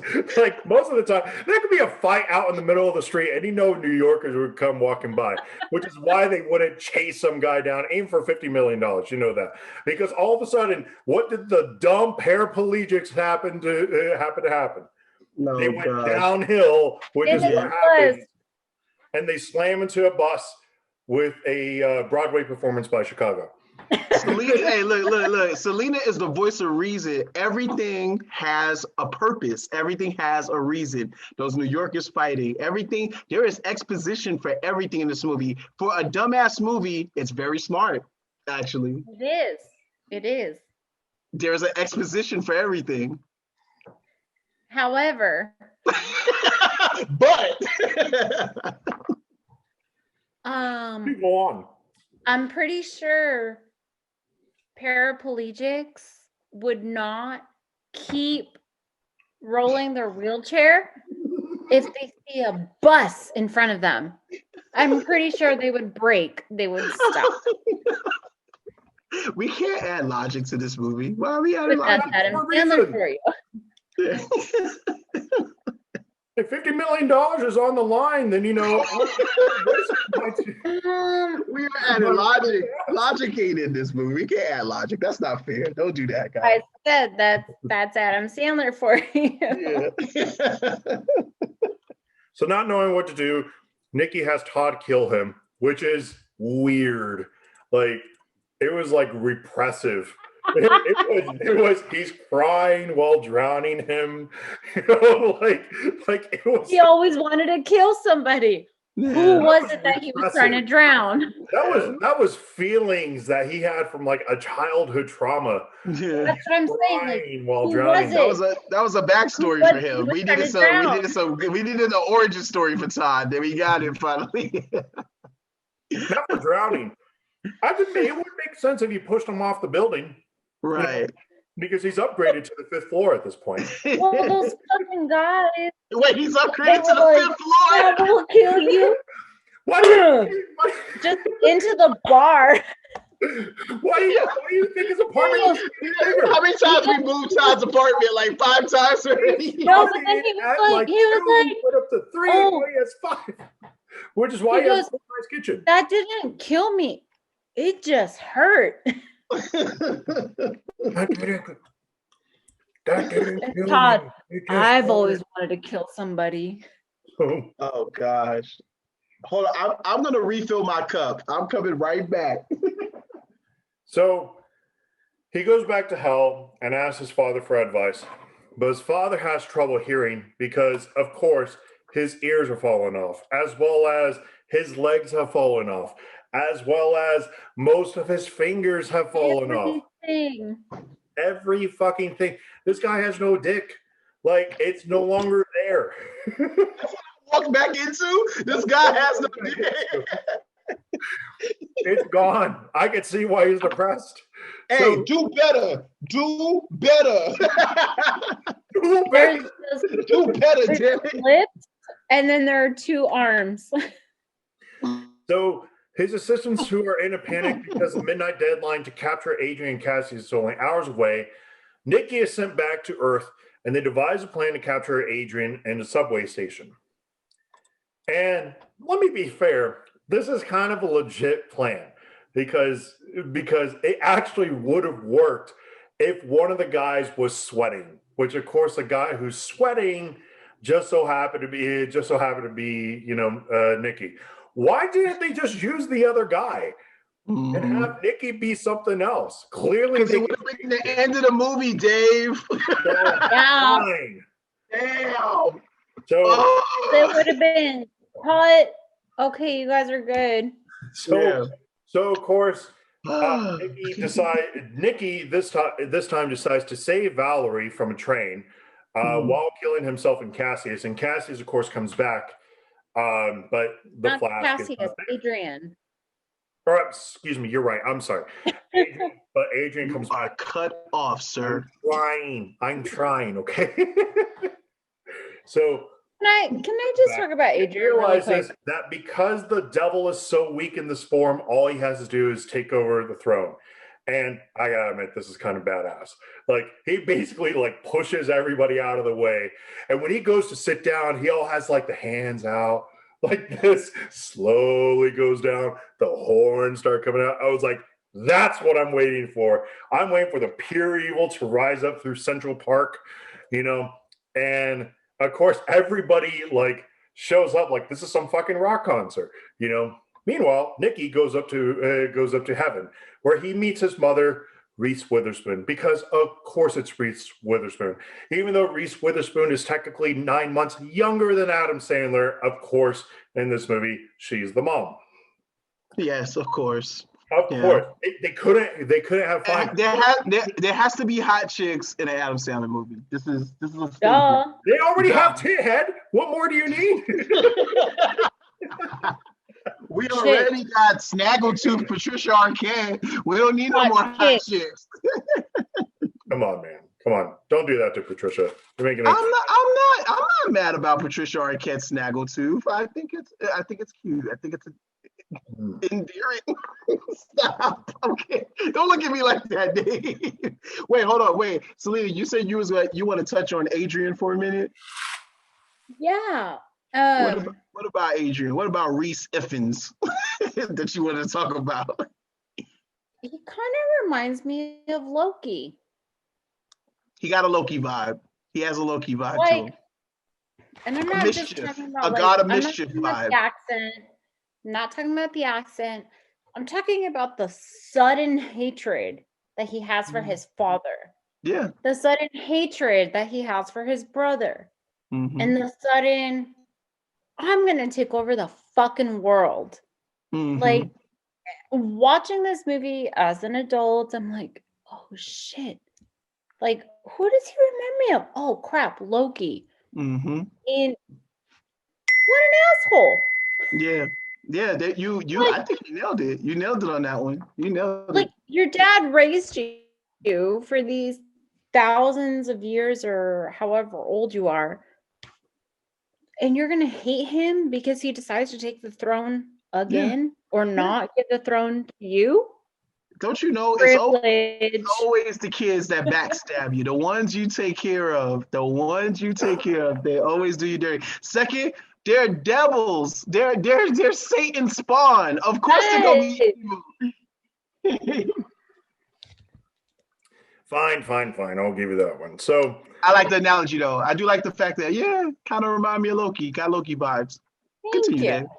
So once Nicky is up in heaven, and we get this cutesy introduction to Reese Witherspoon, and then another cute cameo coming in this case, coming into this case of Carl Weathers as Chubb from Happy Gilmore. In this In case. the hips. I mean, It's all in the hips. It's all in the hips. It's great. I love it. Carl Weathers is a national treasure. They said that he has to go back to try to save lives, and in this case, it's instead of release evil, it's release the good. So, Awesome. good. So, of course, he goes back, and he also holds this little glowing orb. And as these demons kind of start coming down, these little goblins start coming down.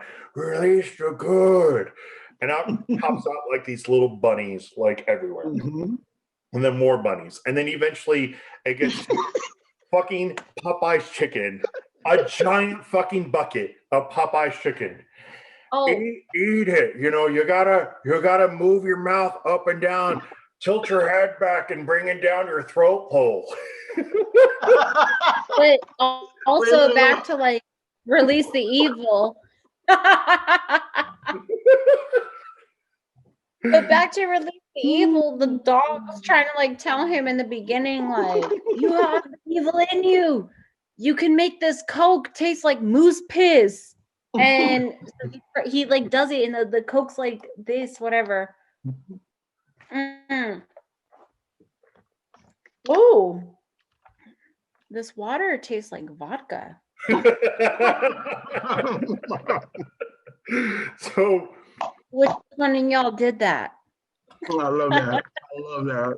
so in doing so, he goes back and he kind of battles Adrian, right? Release the good.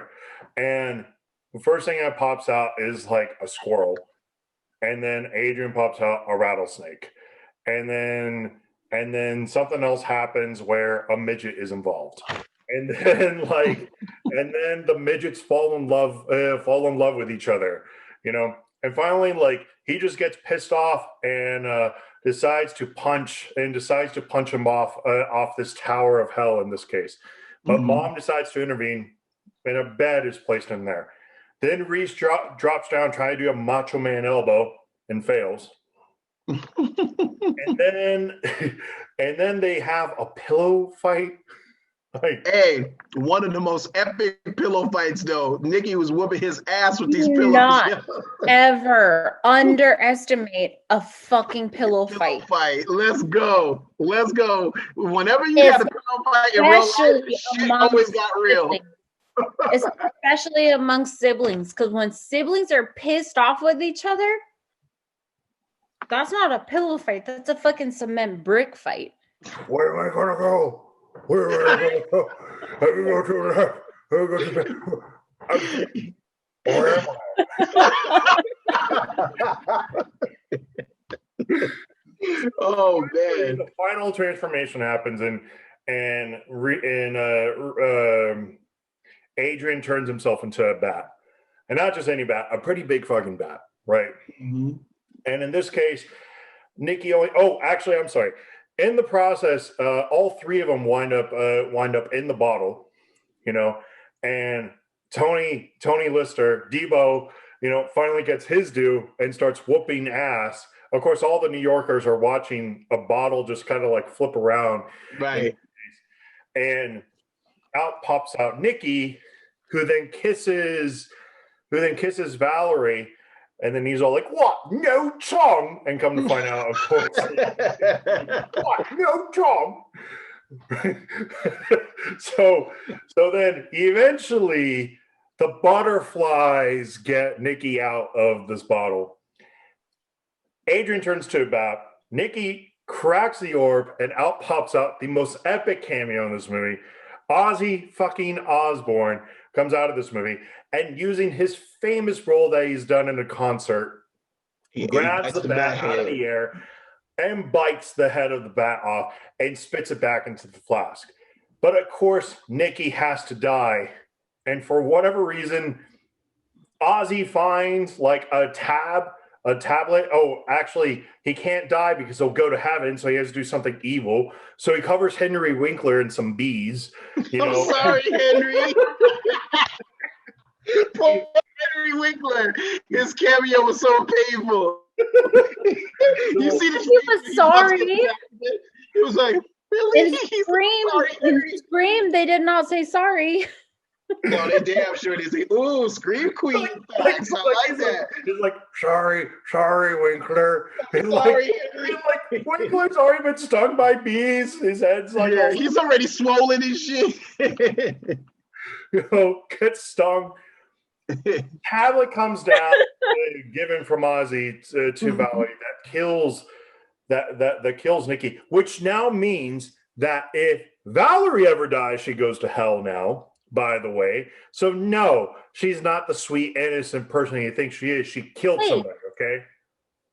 How did she kill somebody? She killed Nicky for him to go back to hell. Sorry, vodka kicked in. Oh shit, you're cut off. Both of y'all are cut off. I'm the only one that's still in this thing. Spitting the facts. I still have a flask. With his brother captured, in the flask. Nicky is ready to save his father. And after expressing their love, Valerie kills him in hell. Satan regains his body and recommends that Nicky goes back to Earth after proclaiming his love for his mother once again, which is a little weird, right? It's a little weird, right? Oh, Duval, are you frozen? Oh, are you frozen, bro? That weird? I'm still here. Okay, cool. It looked like you were frozen. Okay, I'm here. So I just wasn't moving. His love for her, like out of nowhere. I'm still in love with you, and I know how crazy you get after a couple of daiquiris. Harvey Keitel is a freak.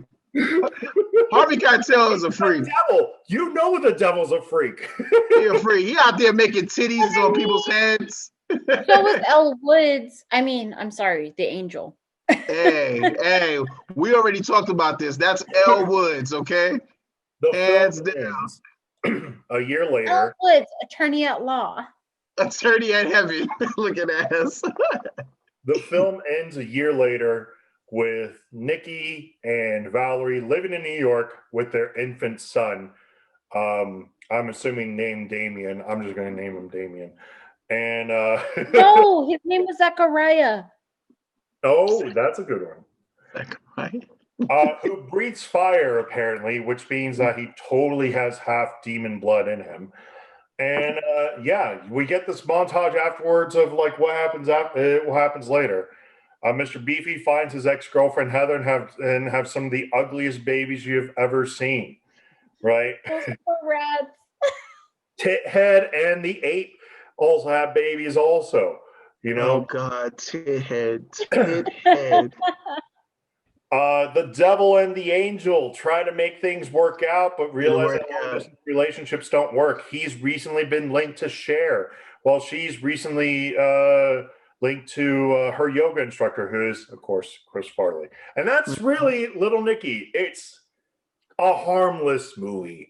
You know, it's nothing that doesn't really speak too much on anything, but at the same time, also has immediate like horrifying things happen. Like, I've always wanted to kill somebody. It's like, okay, like, they pushed it. I think for you said it's harmless, but they pushed the envelope a lot, man. They did him Tithead. Fucking Clint Howard as Nipples. No, a lot of gay jokes in this one too. You know, nothing wrong with gay people. It's all love. It's all love. They push the envelope a lot for little Nicky. And obviously Adam Sandler started going into a space where it started becoming really family friendly, you know. But every time he takes a detour, he goes on that detour, and it's a detour. Like Zohan or That's My Boy. Like sometimes them detours be hilarious, you know. And this is a detour movie. This is a detour movie. Let's get into some quick hits so we can wrap this thing. Or I'm sorry, some takeaways so we can wrap this thing up. Got you. Who wants to go? D, you want to go? Yeah, man. I'll take a takeaway. All right. Who's getting your That Guy award? That Guy award for the whole movie. Surprisingly, I'm actually going to give it to Adam Sandler, only because Adam Sandler, man, he committed to the character. He really kind of did, man. He holds the movie together, man. He holds it together. And I deserve love. But hold on. He holds it together with an ensemble cast, so he did need support for this one. He needed it, but he does good with the support that he has. So he holds the movie up very well. And trust me, I know what you're about to say, Dave. It's terrible acting, terrible everything. But at the end of the day, Adam Sandler, this is his movie, and he makes sure that he doesn't get outshined too much in his movie. All right. Who's getting your That Chick award? Yeah, man, Elle Woods kind of stole this from Patricia a little. Her name Patricia's is Reese obviously Witherspoon. playing the shy, down to earth type, but damn it, Reese Witherspoon, or Nicky's mom, it was surprising to see her. It was surprising to see that the mom was Reese Witherspoon. That's what makes that funny. The mom is Reese Witherspoon. You did not expect that. Out of all these cameos, that's who you picked to be the mom, you know? So I'm going to give that to her, and her presence was stellar. Yeah, and the whole scene where like, oh, that son is kind of cute. Like it was just a vibe. Like the whole movie shifts when you're in heaven. Like, so she stole it. She stole it for me. She got that one. Who's getting your That Fool award? That fool? That fool.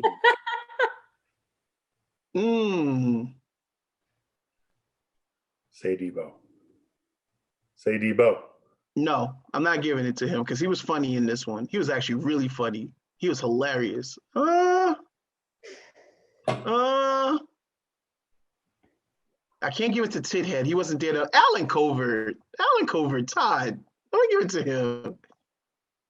His character works, but sometimes it don't. Like, he wasn't funny. He just was a creepy fucking Todd. That's all I can say about it, man. Like, that's really what it is. It's not even like something. It's not a memorable role. It's just, you're just there to be there. You're just like a fucking plot point, you know, for a little Nicky to have an apartment and somewhere to stay. Fair enough. And cut that out. Like, period, cut the whole scene out. It doesn't belong in the movie kind of deal. Like, yeah, like, is there a scene in the movie that you're just like, I could have done without that? I could have done without. Oh, damn. What would I take out? What should I take out? The Harlem Globetrotter scene was funny, but it ran a little too long for me. You're right. It didn't need to turn into white men can't jump out of nowhere. Like, you know what I'm saying? Like, it really did go for it. It went there. It went there. Like, it was too lengthy. You know what I'm saying? Yeah, shout outs to the homie that got the afro, though. That shit was funny as hell. Because it was mad random. Like, not like he was like, why did you add that in the movie? Of all things, everything else exploded, the popcorn and the drink. But yeah, I would kind of trim some fat off of that scene a little bit. I would trim some fat off of that one. Yeah. Right. Does this movie age well? No, absolutely not. But what it does, it managed to still be funny, even though it didn't age well. And the bad part about it is, if I was to show this to my kid, like if I was like, because my daughter's 13, I don't think she would laugh at it. Like, I really don't think she would laugh the way I laugh. Like, I enjoyed it probably a little bit more than she's probably going to enjoy it. Right. And finally, iconic scene. What is your iconic scene of this film? Iconic scene, believe it or not, even though I don't really think the special effects hold up well, anything that they did in Hell, I enjoyed. I actually enjoyed anything Hell related because it felt like hell. It looked like a hellish environment. So they did pretty good. Even up to the third act, I think that was perfect. Like they did pretty good. Even though Hell came to Earth, they still did pretty good. So if you want to call that what set designs and the set directors and all of that, they did perfect for the Hell environment. Little Nicky knew exactly what it wanted to be, and it accomplished that. That is definitely a demonic, silly ass movie. So I'm going to switch this up for a little bit, and I'm going to take the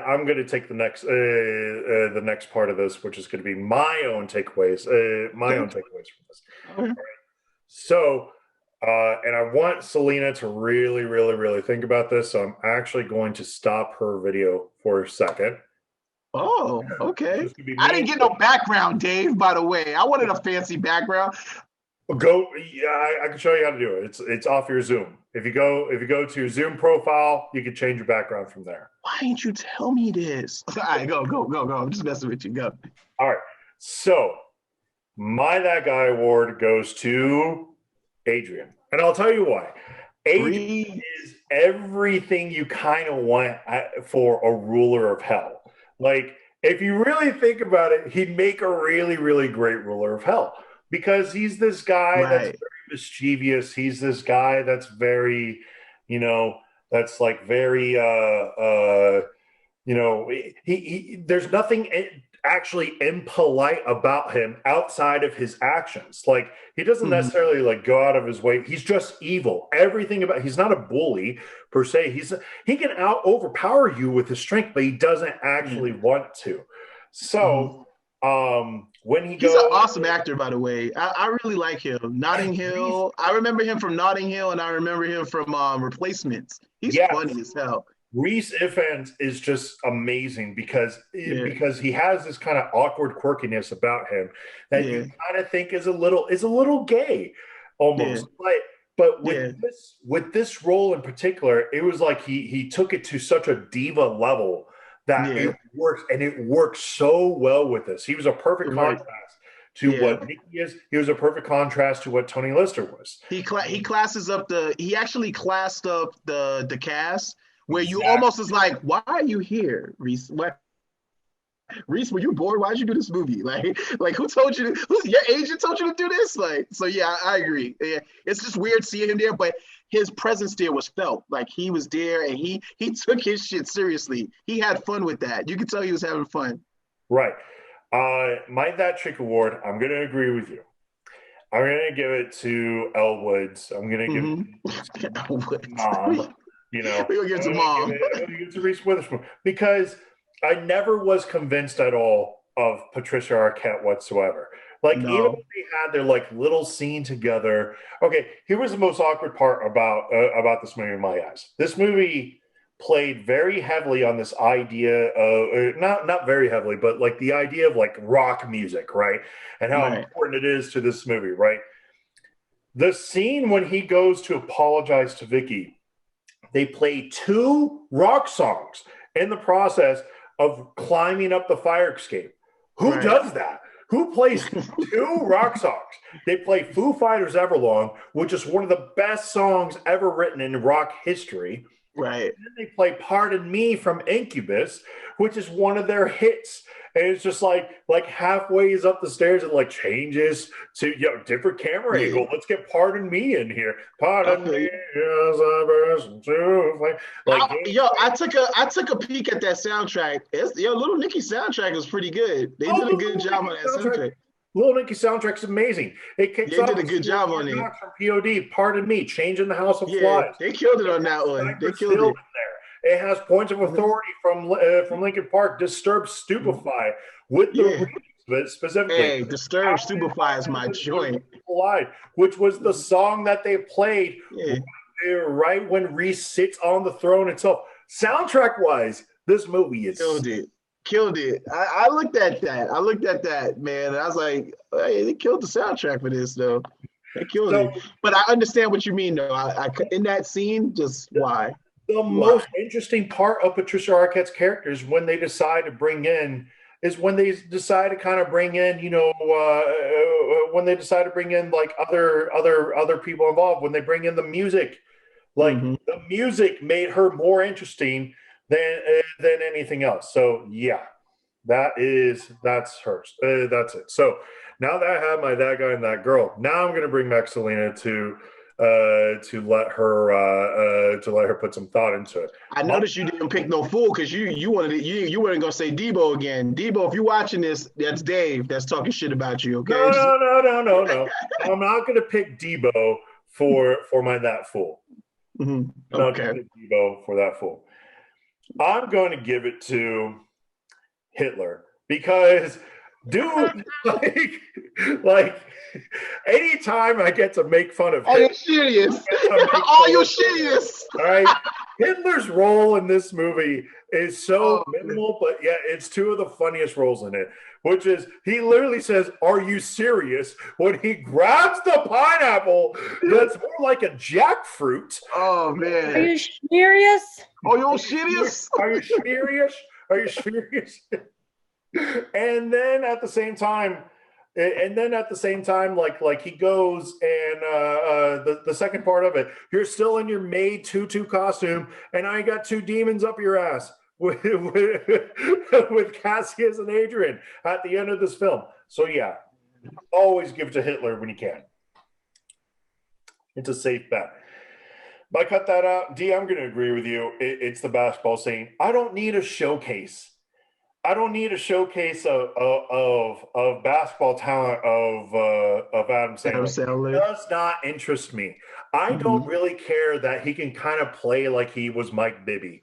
You know, that's cool, but I'm not a Sacramento Kings fan anyway. It's forced. It's so forced. And it's like, why would Cassius be there? Yeah, why would Cassius want to be the referee at a Harlem Globetrotters game? Why are you one of the players? Yeah, it was too random. It was okay, and just like exposition, he tricked them into the flash. So it was fine. It had a good conclusion to it, but it doesn't belong. It doesn't belong. You pointed it out. So that's my cut that out. Does this movie age well? No, it doesn't. This is actually, if I'm going to show anybody Adam Sandler movies, this is probably one of the movies that I last think about. It's a fine movie to have hanging out when you're all eating edibles and just kind of want to see something stupid. but that's pretty much where the extent of this movie should belong. You don't really show this movie to your friends if they've never seen it. You don't really like talk about this movie. This is a movie that in some ways talks more on those vacation side Adam Sandler movies I was bringing up more than anything else. In this case, the vacation spot is hell, which looks really cool, unfortunately. Yeah, it was cool. It was cool. It didn't feel like a Happy Madison production, even though it was. Continue though. I'm not trying to get too geeky now. I read up about Little Nicky because I was interested. I wanted to know more about it, and I'll talk to you more about that at the end. I'll let Selina go. And finally, iconic scene. Where does the iconic scene of this movie go? Well, pretty simple. It's towards the very beginning when we first get the introduction to both Cassius, Adrian, Nicky, Harvey Keitel, Rodney Dangerfield comes in, and you're realizing that, oh shit, we got some real talent in this movie. Yeah. You know, by the way, I'm late for my 4 p.m. shoving a pineapple up Hitler's ass. You know, roll into this. So in this case, they try to set the tone for this movie, just being like, no, we don't really care like how you view us, because this is going to be something that we're going to work our way through. But it's also one of those things that they try to set the tone. Did the rest of the movie follow it? I'll be honest, This movie works best when Valerie is not involved. This movie works best when it's literally about when this movie is literally about, you know, the guys talking about like, oh, what's really devilish? Yeah, that's really actually funny. The whole killing scene of Nicky in the bathtub, it's horrifying to look at, but it's more memorable than anything that Valerie has to do with this movie. So in some ways, I would say cut out Valerie, but then the movie doesn't make sense. So, I was gonna actually cut the whole gelati scene. I was gonna cut that out, but then I realized that they needed to bond in some type of way, and that gave them that bond where they kind of were like trying to find out. The gelati scene is where he realized he was in love with her. In loving her, yeah. So that's what I'm saying. First off, Dave denied the fact that they fell in love so quickly, which he never been in love before. So it kind of made sense that he would get the butterflies that quick because he's never been to Earth before. This is his first. Dave and the butterflies. But he knows what titties are. He knew what a procedure was when he went back down there. So he knows what women look like. So we're not going to say that he's a virgin. We're just knowing that he's never been in love before. Because he knew what titties were. You remember? Because he was like this, yo, do I have tits on my head? He said, yeah, pretty big ones too. You don't have to not be a virgin to know what boobs are. If we assume, well, that just means that his father's done something like that before. Right. Or okay, so now the devil's just titties. Maybe he had magazines. Maybe he had movies. Maybe he had porn stars. Mm-hmm. Sure, I'll give you that. You know, there's snuff films that he probably watched because, you know, nothing against porn stars. You know what? There was no women. Was there women in hell? I didn't see no women in hell. No, they didn't want to depict that. And if they did, they would actually only go to the second level of hell. Oh, okay.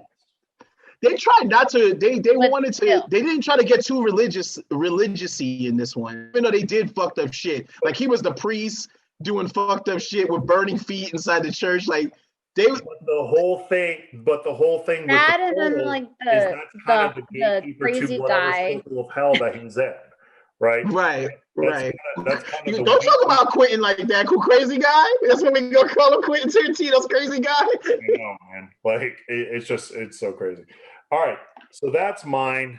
Selina, you've been contemplating there quietly. You've been probably tired of hearing us talk. You've been shut up. You know, we've kind of taken over the show. Let's talk about you. Who is getting that guy award? That one's a tie for me. Go ahead. It's a tie. You're gonna pick Loki.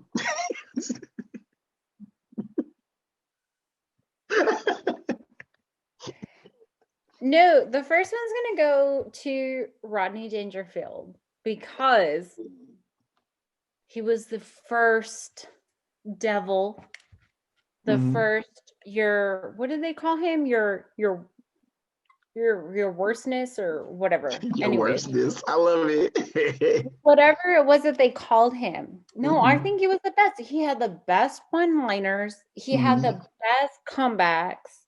It's freaking hilarious. But I'm also gonna go with, for my tie, Alan Colbert. You like Alan Colbert's character in this? I did. I fucking loved it. Ever since I was a kid. Even when I was a kid, I loved him. He was just so quirky and weird and like out there. And then when he found out who his roommate was, like, yeah. Oh my God. Like, I thought that was hilarious, but he didn't kick him out. Yeah, I got you. He didn't though. He really could have kicked him out right there and then, but he was cool. Exactly. He could have just said, like, no, I don't want you as a roommate when he was at the door. Took him in, heard him snoring weirdly, and still kept him as a roommate. But then even with the weird devil worshiper roommate, like, he still hung out. He still accepted Nicky for who he was.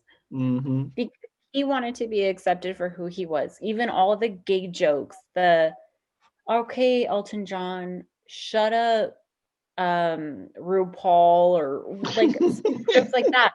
Yo, which I thought they were doing. They were sending a lot of those to him. I said, "Why are you doing that to him? Why are you doing that to Ty?" Even like all those really mean gay jokes towards him, and he never accepted or denied whether or not he was gay. Like he still took it. He was like, "Oh, shut up," and still had Nicky's back.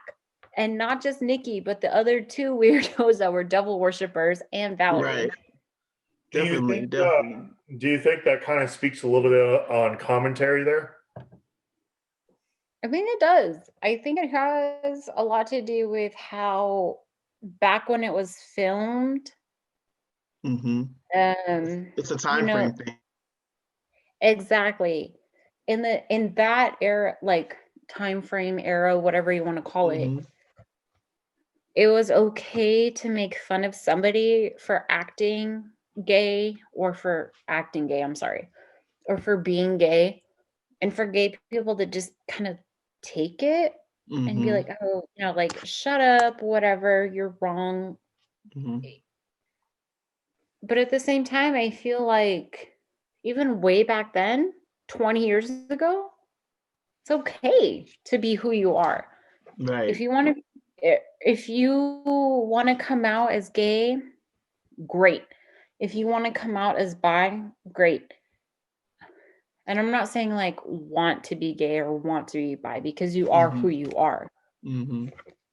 But I feel like in that time frame, that was kind of like pushing it for people who are gay, are bi, are trans to let them know, hey, it's okay. Like it's fine. Like come out, be who you are, be who you want to be. Because even in the end, they made like a little commentary about how he's like still an actor or something, but yeah. Yeah, I agree with you. I agree with you a lot, especially with what was given to us in that movie. They were comfortable enough to allow all of that to happen. But back then, that to them, that shit's funny. But I think if that was to happen now, a lot of politically incorrect people will go, yes, there must have been a homophobic on the set. Like, why is this being pushed in our face this much? Like, why is all of these things happening? And I think now that climate now would probably be more upset that this was like the running gag all the time. Like, Exactly. Because like even like, what was it, the year before Big Daddy came out? And those same two guys that were like the idiots. They were gay. They were the gay couple. Big Daddy. Exactly. So I feel like even way back then they were like, or not way back then, but like a year before, they were trying to say like, come out. It's fine. Like everything's they're still our friends. Okay. They're just gay. Yeah, they're still our homies. Yeah, exactly. Like we're all still gonna be friends. We're all still gonna be copacetic. Like everything is gonna be fine. Just come out. Tell us. Be honest with us.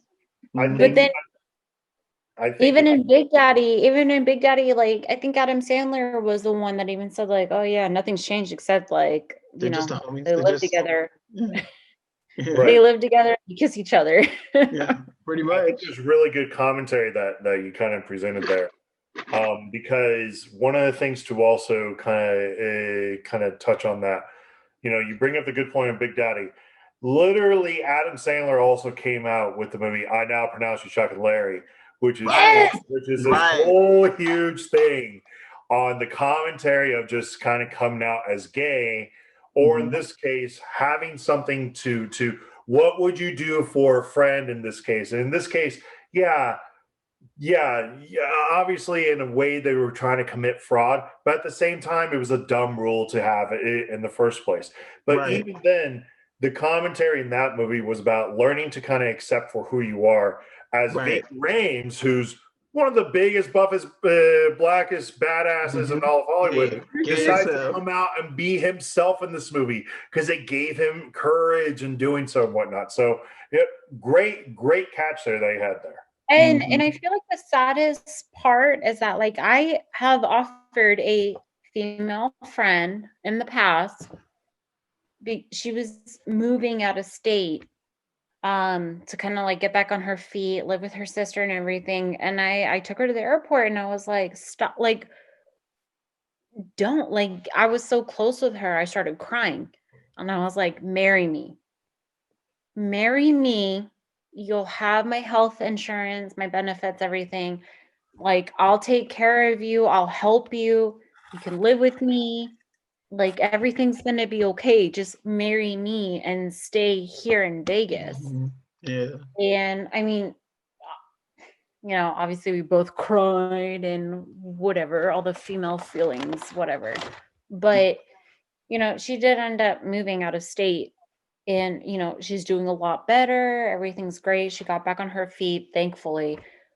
But just the fact that, like, I felt like I had to say, like, marry me, we'll be in a fake gay marriage so that, like, Chuck and Larry. You're about to Chuck and Larry the situation. I see it. I was literally about to, but at the same time, like, I love her so much that I was like, I will fucking do it for you. Like, let's get married. Right. We can share insurance. We can share benefits. Like, you can live with me. And it's kind of sad that people have to feel they need to do that in this day and age for that. No, just to feel safe. Great commentary. Who's getting your That Chick award?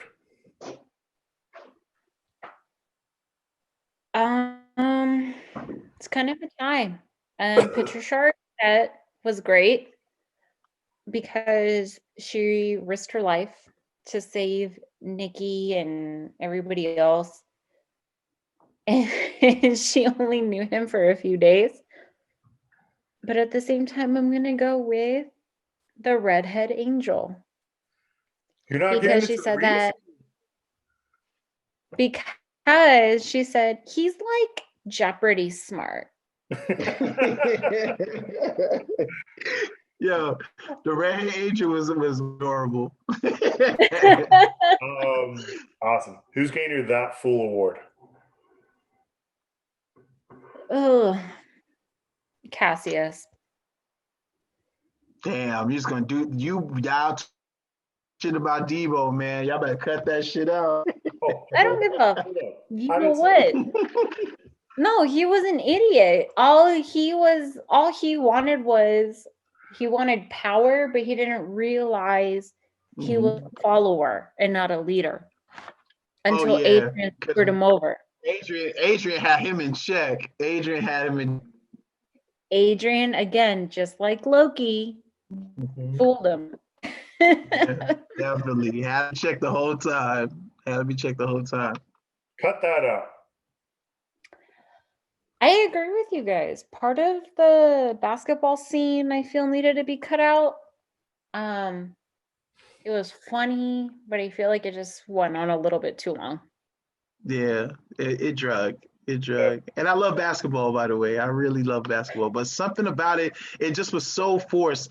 Like, we're watching this on TV, and I just happened to see my brother that I have to put in the flask at this basketball game, which, by the way, Harlem Globetrotter games do not come on television unless you have the channel MSG and knows that channel. You know what I'm saying? Nobody watches Harlem Globetrotter games on TV. Exactly. It was too forced. And then he makes it down there in time. He's never been to NYC before, but he knows to go to Madison Square Garden. And even Tom was like, is that Nicky?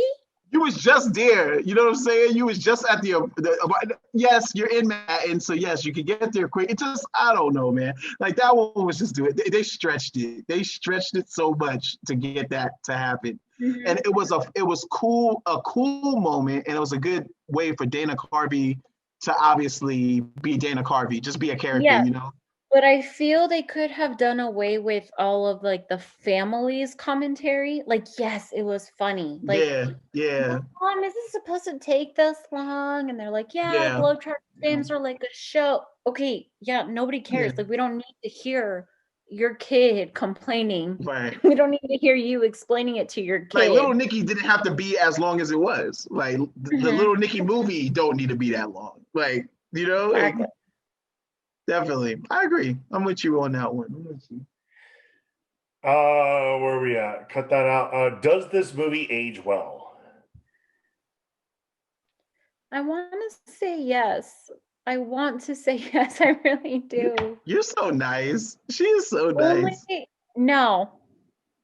I'm saying you was nice to the movie. You love this movie. Oh, okay. Thank you. You love this movie. No, I want to say yes only because I never realized exactly how funny it was. Like, I loved it when I was a kid. Yeah. I thought it was hilarious when it first came out. My brothers and I would watch it like so many times. And watching it as an adult, I'm like, oh, it's even funnier because I get every single joke. Like, the adult jokes didn't just go like over my head. Mm-hmm. I don't think it would age well though, only because Adam Sandler, don't hate me. It's an Adam Sandler movie. Like, Adam's gonna watch this and hate you. Get a text from him later. Be like, yo, what the fuck? David be like, hate this fucking Mr. Deeds last night and I loved it. Please don't hate me. Deeds is cool. I like Deeds. I don't think it would age well only because like the demographic that they're looking for is younger people. Yeah. Younger kids these days are fucking dumb. Yeah.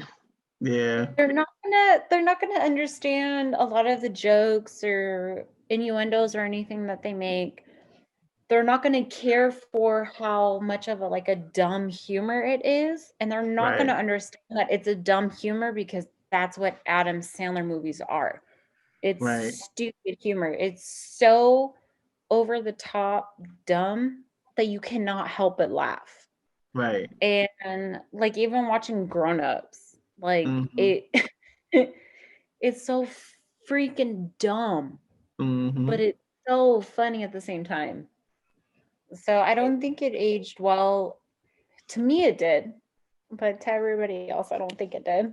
I think like what you said there. You're like, I think you worded it right. Yeah. I'm saying, please don't hate me, but this movie didn't age well. But fucking younger generation, you guys are fucking dumb. Hey, millennials, y'all suck. Like, but hold on, it's a callback. Millennial. Yeah, I'm a half millennial. But no, it's a callback to what I said earlier. I don't think my daughter is gonna laugh at this. Like, she's not gonna laugh at this movie. Like, I know their humor now, and I watch what they're watching, and they're gonna be like, "The fuck is this stupid shit you got me watching?" Basically, and I'm like, I've seen some of their shows. Some of their shows are fucking amazing. The Amazing Gumball is fucking wrong. Stop it. They had a rape joke in there and trying to make you laugh. And I was like, yo, that dude just like raped the other guy. Like why is this not being talked about right now? SpongeBob is fucked up. If we talk some shit, it has its moments where it's fucked up.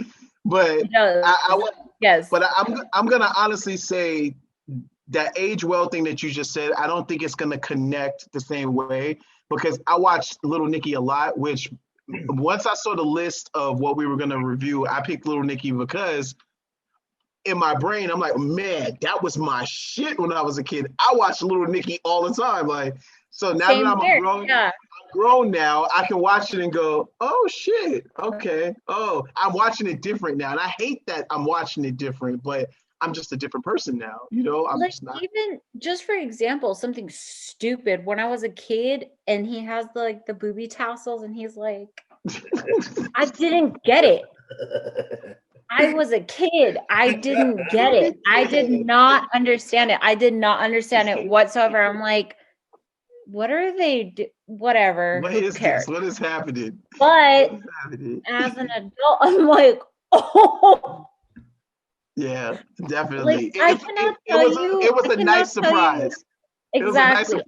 It was a nice surprise to remember that there's a tin head in me. I'm like, there's a tin head in this whole thing.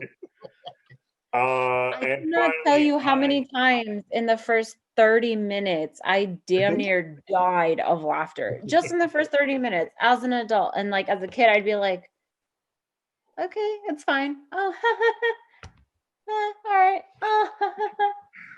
And finally, Selena, what is your iconic scene of this movie?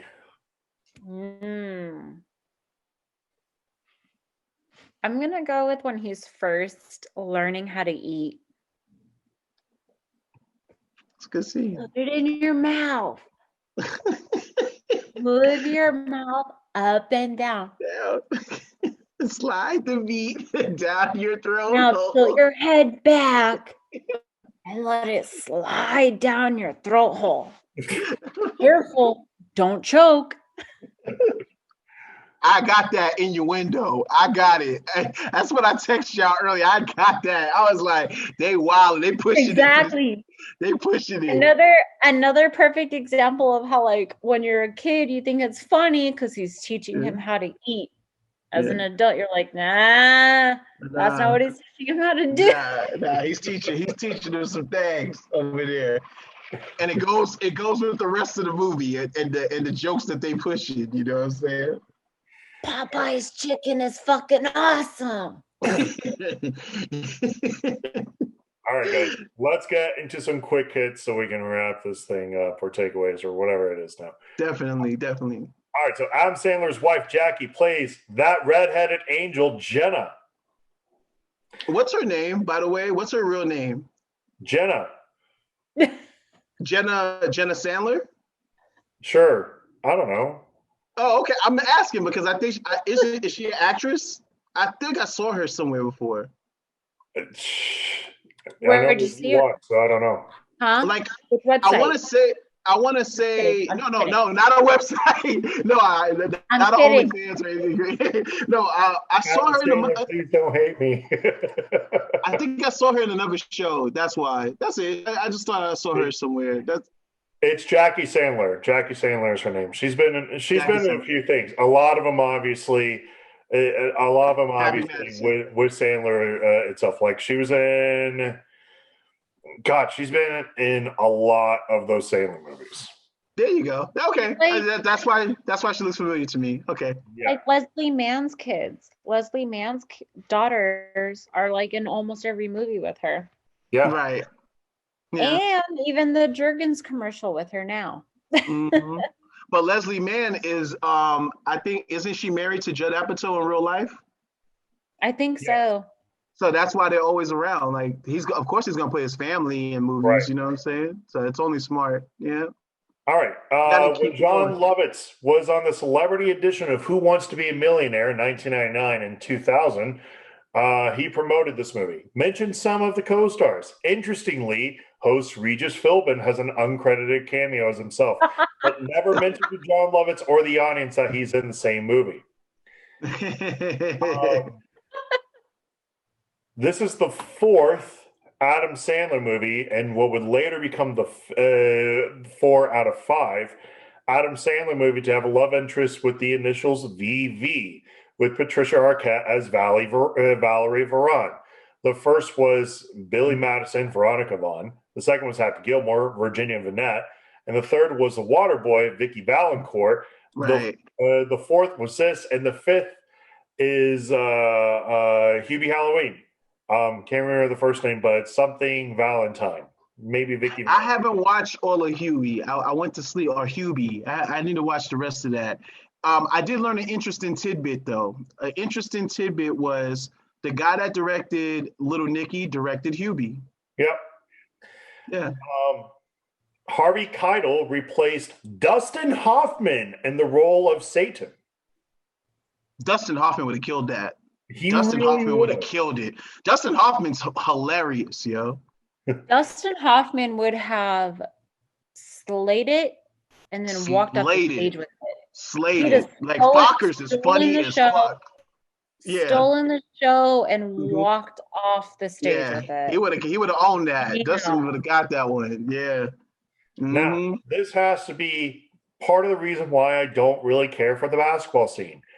Dana Carvey quite literally got his ankles broken in that basketball scene and was at the end of the movie in crutches. Dead serious, dead ass. He actually broke his ankle in that Harlem Globetrotter scene. I don't know how. See? On purpose? You see what you do? No, I'm You see perfect. what you do to damn David? He didn't deserve that, Dana. They didn't deserve that disrespect. That scene gotta go. They didn't deserve that. I feel like it would have been better if he was like, turtle, turtle. Master Disguise is hilarious. It's a shitty movie, but it's funny. Do you like the juice? I love the juice. Do you like the juice? This is what you are doing. This is what I want you to do. Marilyn Manson, known for his devilish imagery, was originally to have a role in the movie, but later had to bow out due to conflicting schedules. That would have been great to see. Mhm. Nice. Let's see. I'll give you guys two more. Reese Witherspoon, who played Nicky's mother, is 9.5 years younger than Sandler in real life. I believe it. Way off. Look at her. I believe it. She's so young in this. She's so cute and young. Look at her. Even now, I believe it. I believe she would be younger than me. Yeah, she's adorable in this movie. Mm-hmm. And finally, Tommy, Tiny, Lister, and John Witherspoon were in the movies, of course, next Friday together. Friday Tiny Alone. plays Debo, and John plays Craig's father. Unfortunately, they didn't share any scenes in this film. They didn't. They did it. Very unfortunate. I love you hit me with crazy eyes. Nicky makes the basket at the basketball game. You can see 666 on the shot clock above the hoop. And that's they went for it. This episode is officially longer than the actual movie. But yo, it's because we had fun. We had fun. This was a good episode. This was a fun episode. I'm glad we definitely had fun. Thank you guys so much for coming on. As you guys know, the show is struggling. I'm just kidding. As you guys know, with everything that's kind of been going on, it's always great to kind of get two of my favorite people to hop on and kind of talk about this. Selina, where can the people find you? What tags can they find you? My Twitter handle is at MexEgyptian, MEXIGYPTIAN. Perfect. Duval, where can the people find you? I'm everywhere, man. I am everywhere. But if you want to really truly connect with me, I am still on Facebook. I am also on IG, and on IG I'm BKLV Negrito. You could definitely find. I'm the only one with that name. Duval Brown, if you want to find me on Facebook, and the Back to the Classics page, and obviously anything Beat Network related, you can find Duval Brown there. I got some things in the works. Once again, I will not talk about it until they're actually working. So we got some stuff coming up, and then, but chime in with me. I'm always social. I'm always talking, and I'm always ready to have some cool conversations about movies and music and whatever else is happening in our beautiful 2020 existence. That's right. And guys, you will definitely be seeing these two much more often as they have both personally reached out to me to say how much more they want to be involved with the show. So more than likely, you're going to see both of their beautiful faces, which is nice because I'm more the brains of the operation. I'm not really the face of the operation. That goes to these two. So I'm going to let them kind of take care of that. As for myself, you can always find me on Instagram, Facebook, and Twitter at David Danger Neff. I'm the co-host here at Back to the Classic, as well as my co-host, Jay Alonso, where you can find him at Official Jay Alonso. Yes, he is currently responding as much as he possibly can. And I will continue to provide as many updates that I'm able to get. Sometimes it gets a little bit more harder, and I'm sure that Jay's probably going to want to cut back on those until he starts getting recovered. As for the show itself, Duval mentioned that he's big onto Back to the Classics. Selina has definitely been posting more on there as well. Yes, you can find us at the official Instagram page at BTTC Podcast, as well as the Facebook group and Facebook page, Back to the Classics, a movie talk group, and Back to the Classics, a movie talk page. We always got people posting on there with different movie opinions, different stuff that's kind of going around. So please jump on the conversation, follow, like, share with everybody. Anybody is welcome. Just please stop posting stuff that's not movie related. If I see another ministry crap, I Yes, thank you. Taking it down. Wait, what? Say it one more time before you leave. What happened? What did they do? I had to remove him from the group. There was a gentleman that kept posting like ministry stuff. Okay, got you. Oh yeah, that's and to be that's honest, like, moviegoers don't believe in God. So whatever. I'm kidding. Especially after watching Kevin Smith Dogma. I'm kidding. We all know God is Alanis Morissette, damn it. We know now. We know the truth. Let's see what else. As always, you can follow everything Beat Network at beatnetworkonline.com, as well as the Instagram page, Facebook page, and Twitter page as well. As for where you can listen to us, you can find us on all the big five: Pandora, Spotify, iHeartRadio, Amazon Music, and Apple Podcasts. So please make sure you can check those out. You will find this recording, hopefully with better thumbnails, on YouTube. So please make sure that you're going out. What do I want my thumbnail to be? This is going to be my thumbnail. Oh, no, it's not. Better thumbnails, please, because that last because we have to pay Hennessy if I do this? Do I have to pay Hennessy? That last one was horrid for me. Okay, wait. I'll just do my flash then. Yeah. Oh, hold on. Ready? Pose. There you go. Or the Popeyes cup. So, once again, thank you, guys. Thank you both, Selina, Duval. Thank you both so much. This is Back to the Classics. I will be back next week with a new co-host in a very, very, very fun little episode that we're going to do. It's a holiday classic as a remake with one of the funniest actors to have ever existed. So we're going to get into that next week. But as for now, as always, thank you again, Selina. Thank you again to Duval. I'm Danger Neff. This is Back to the Classics, and we'll see you guys. Selina. Peace.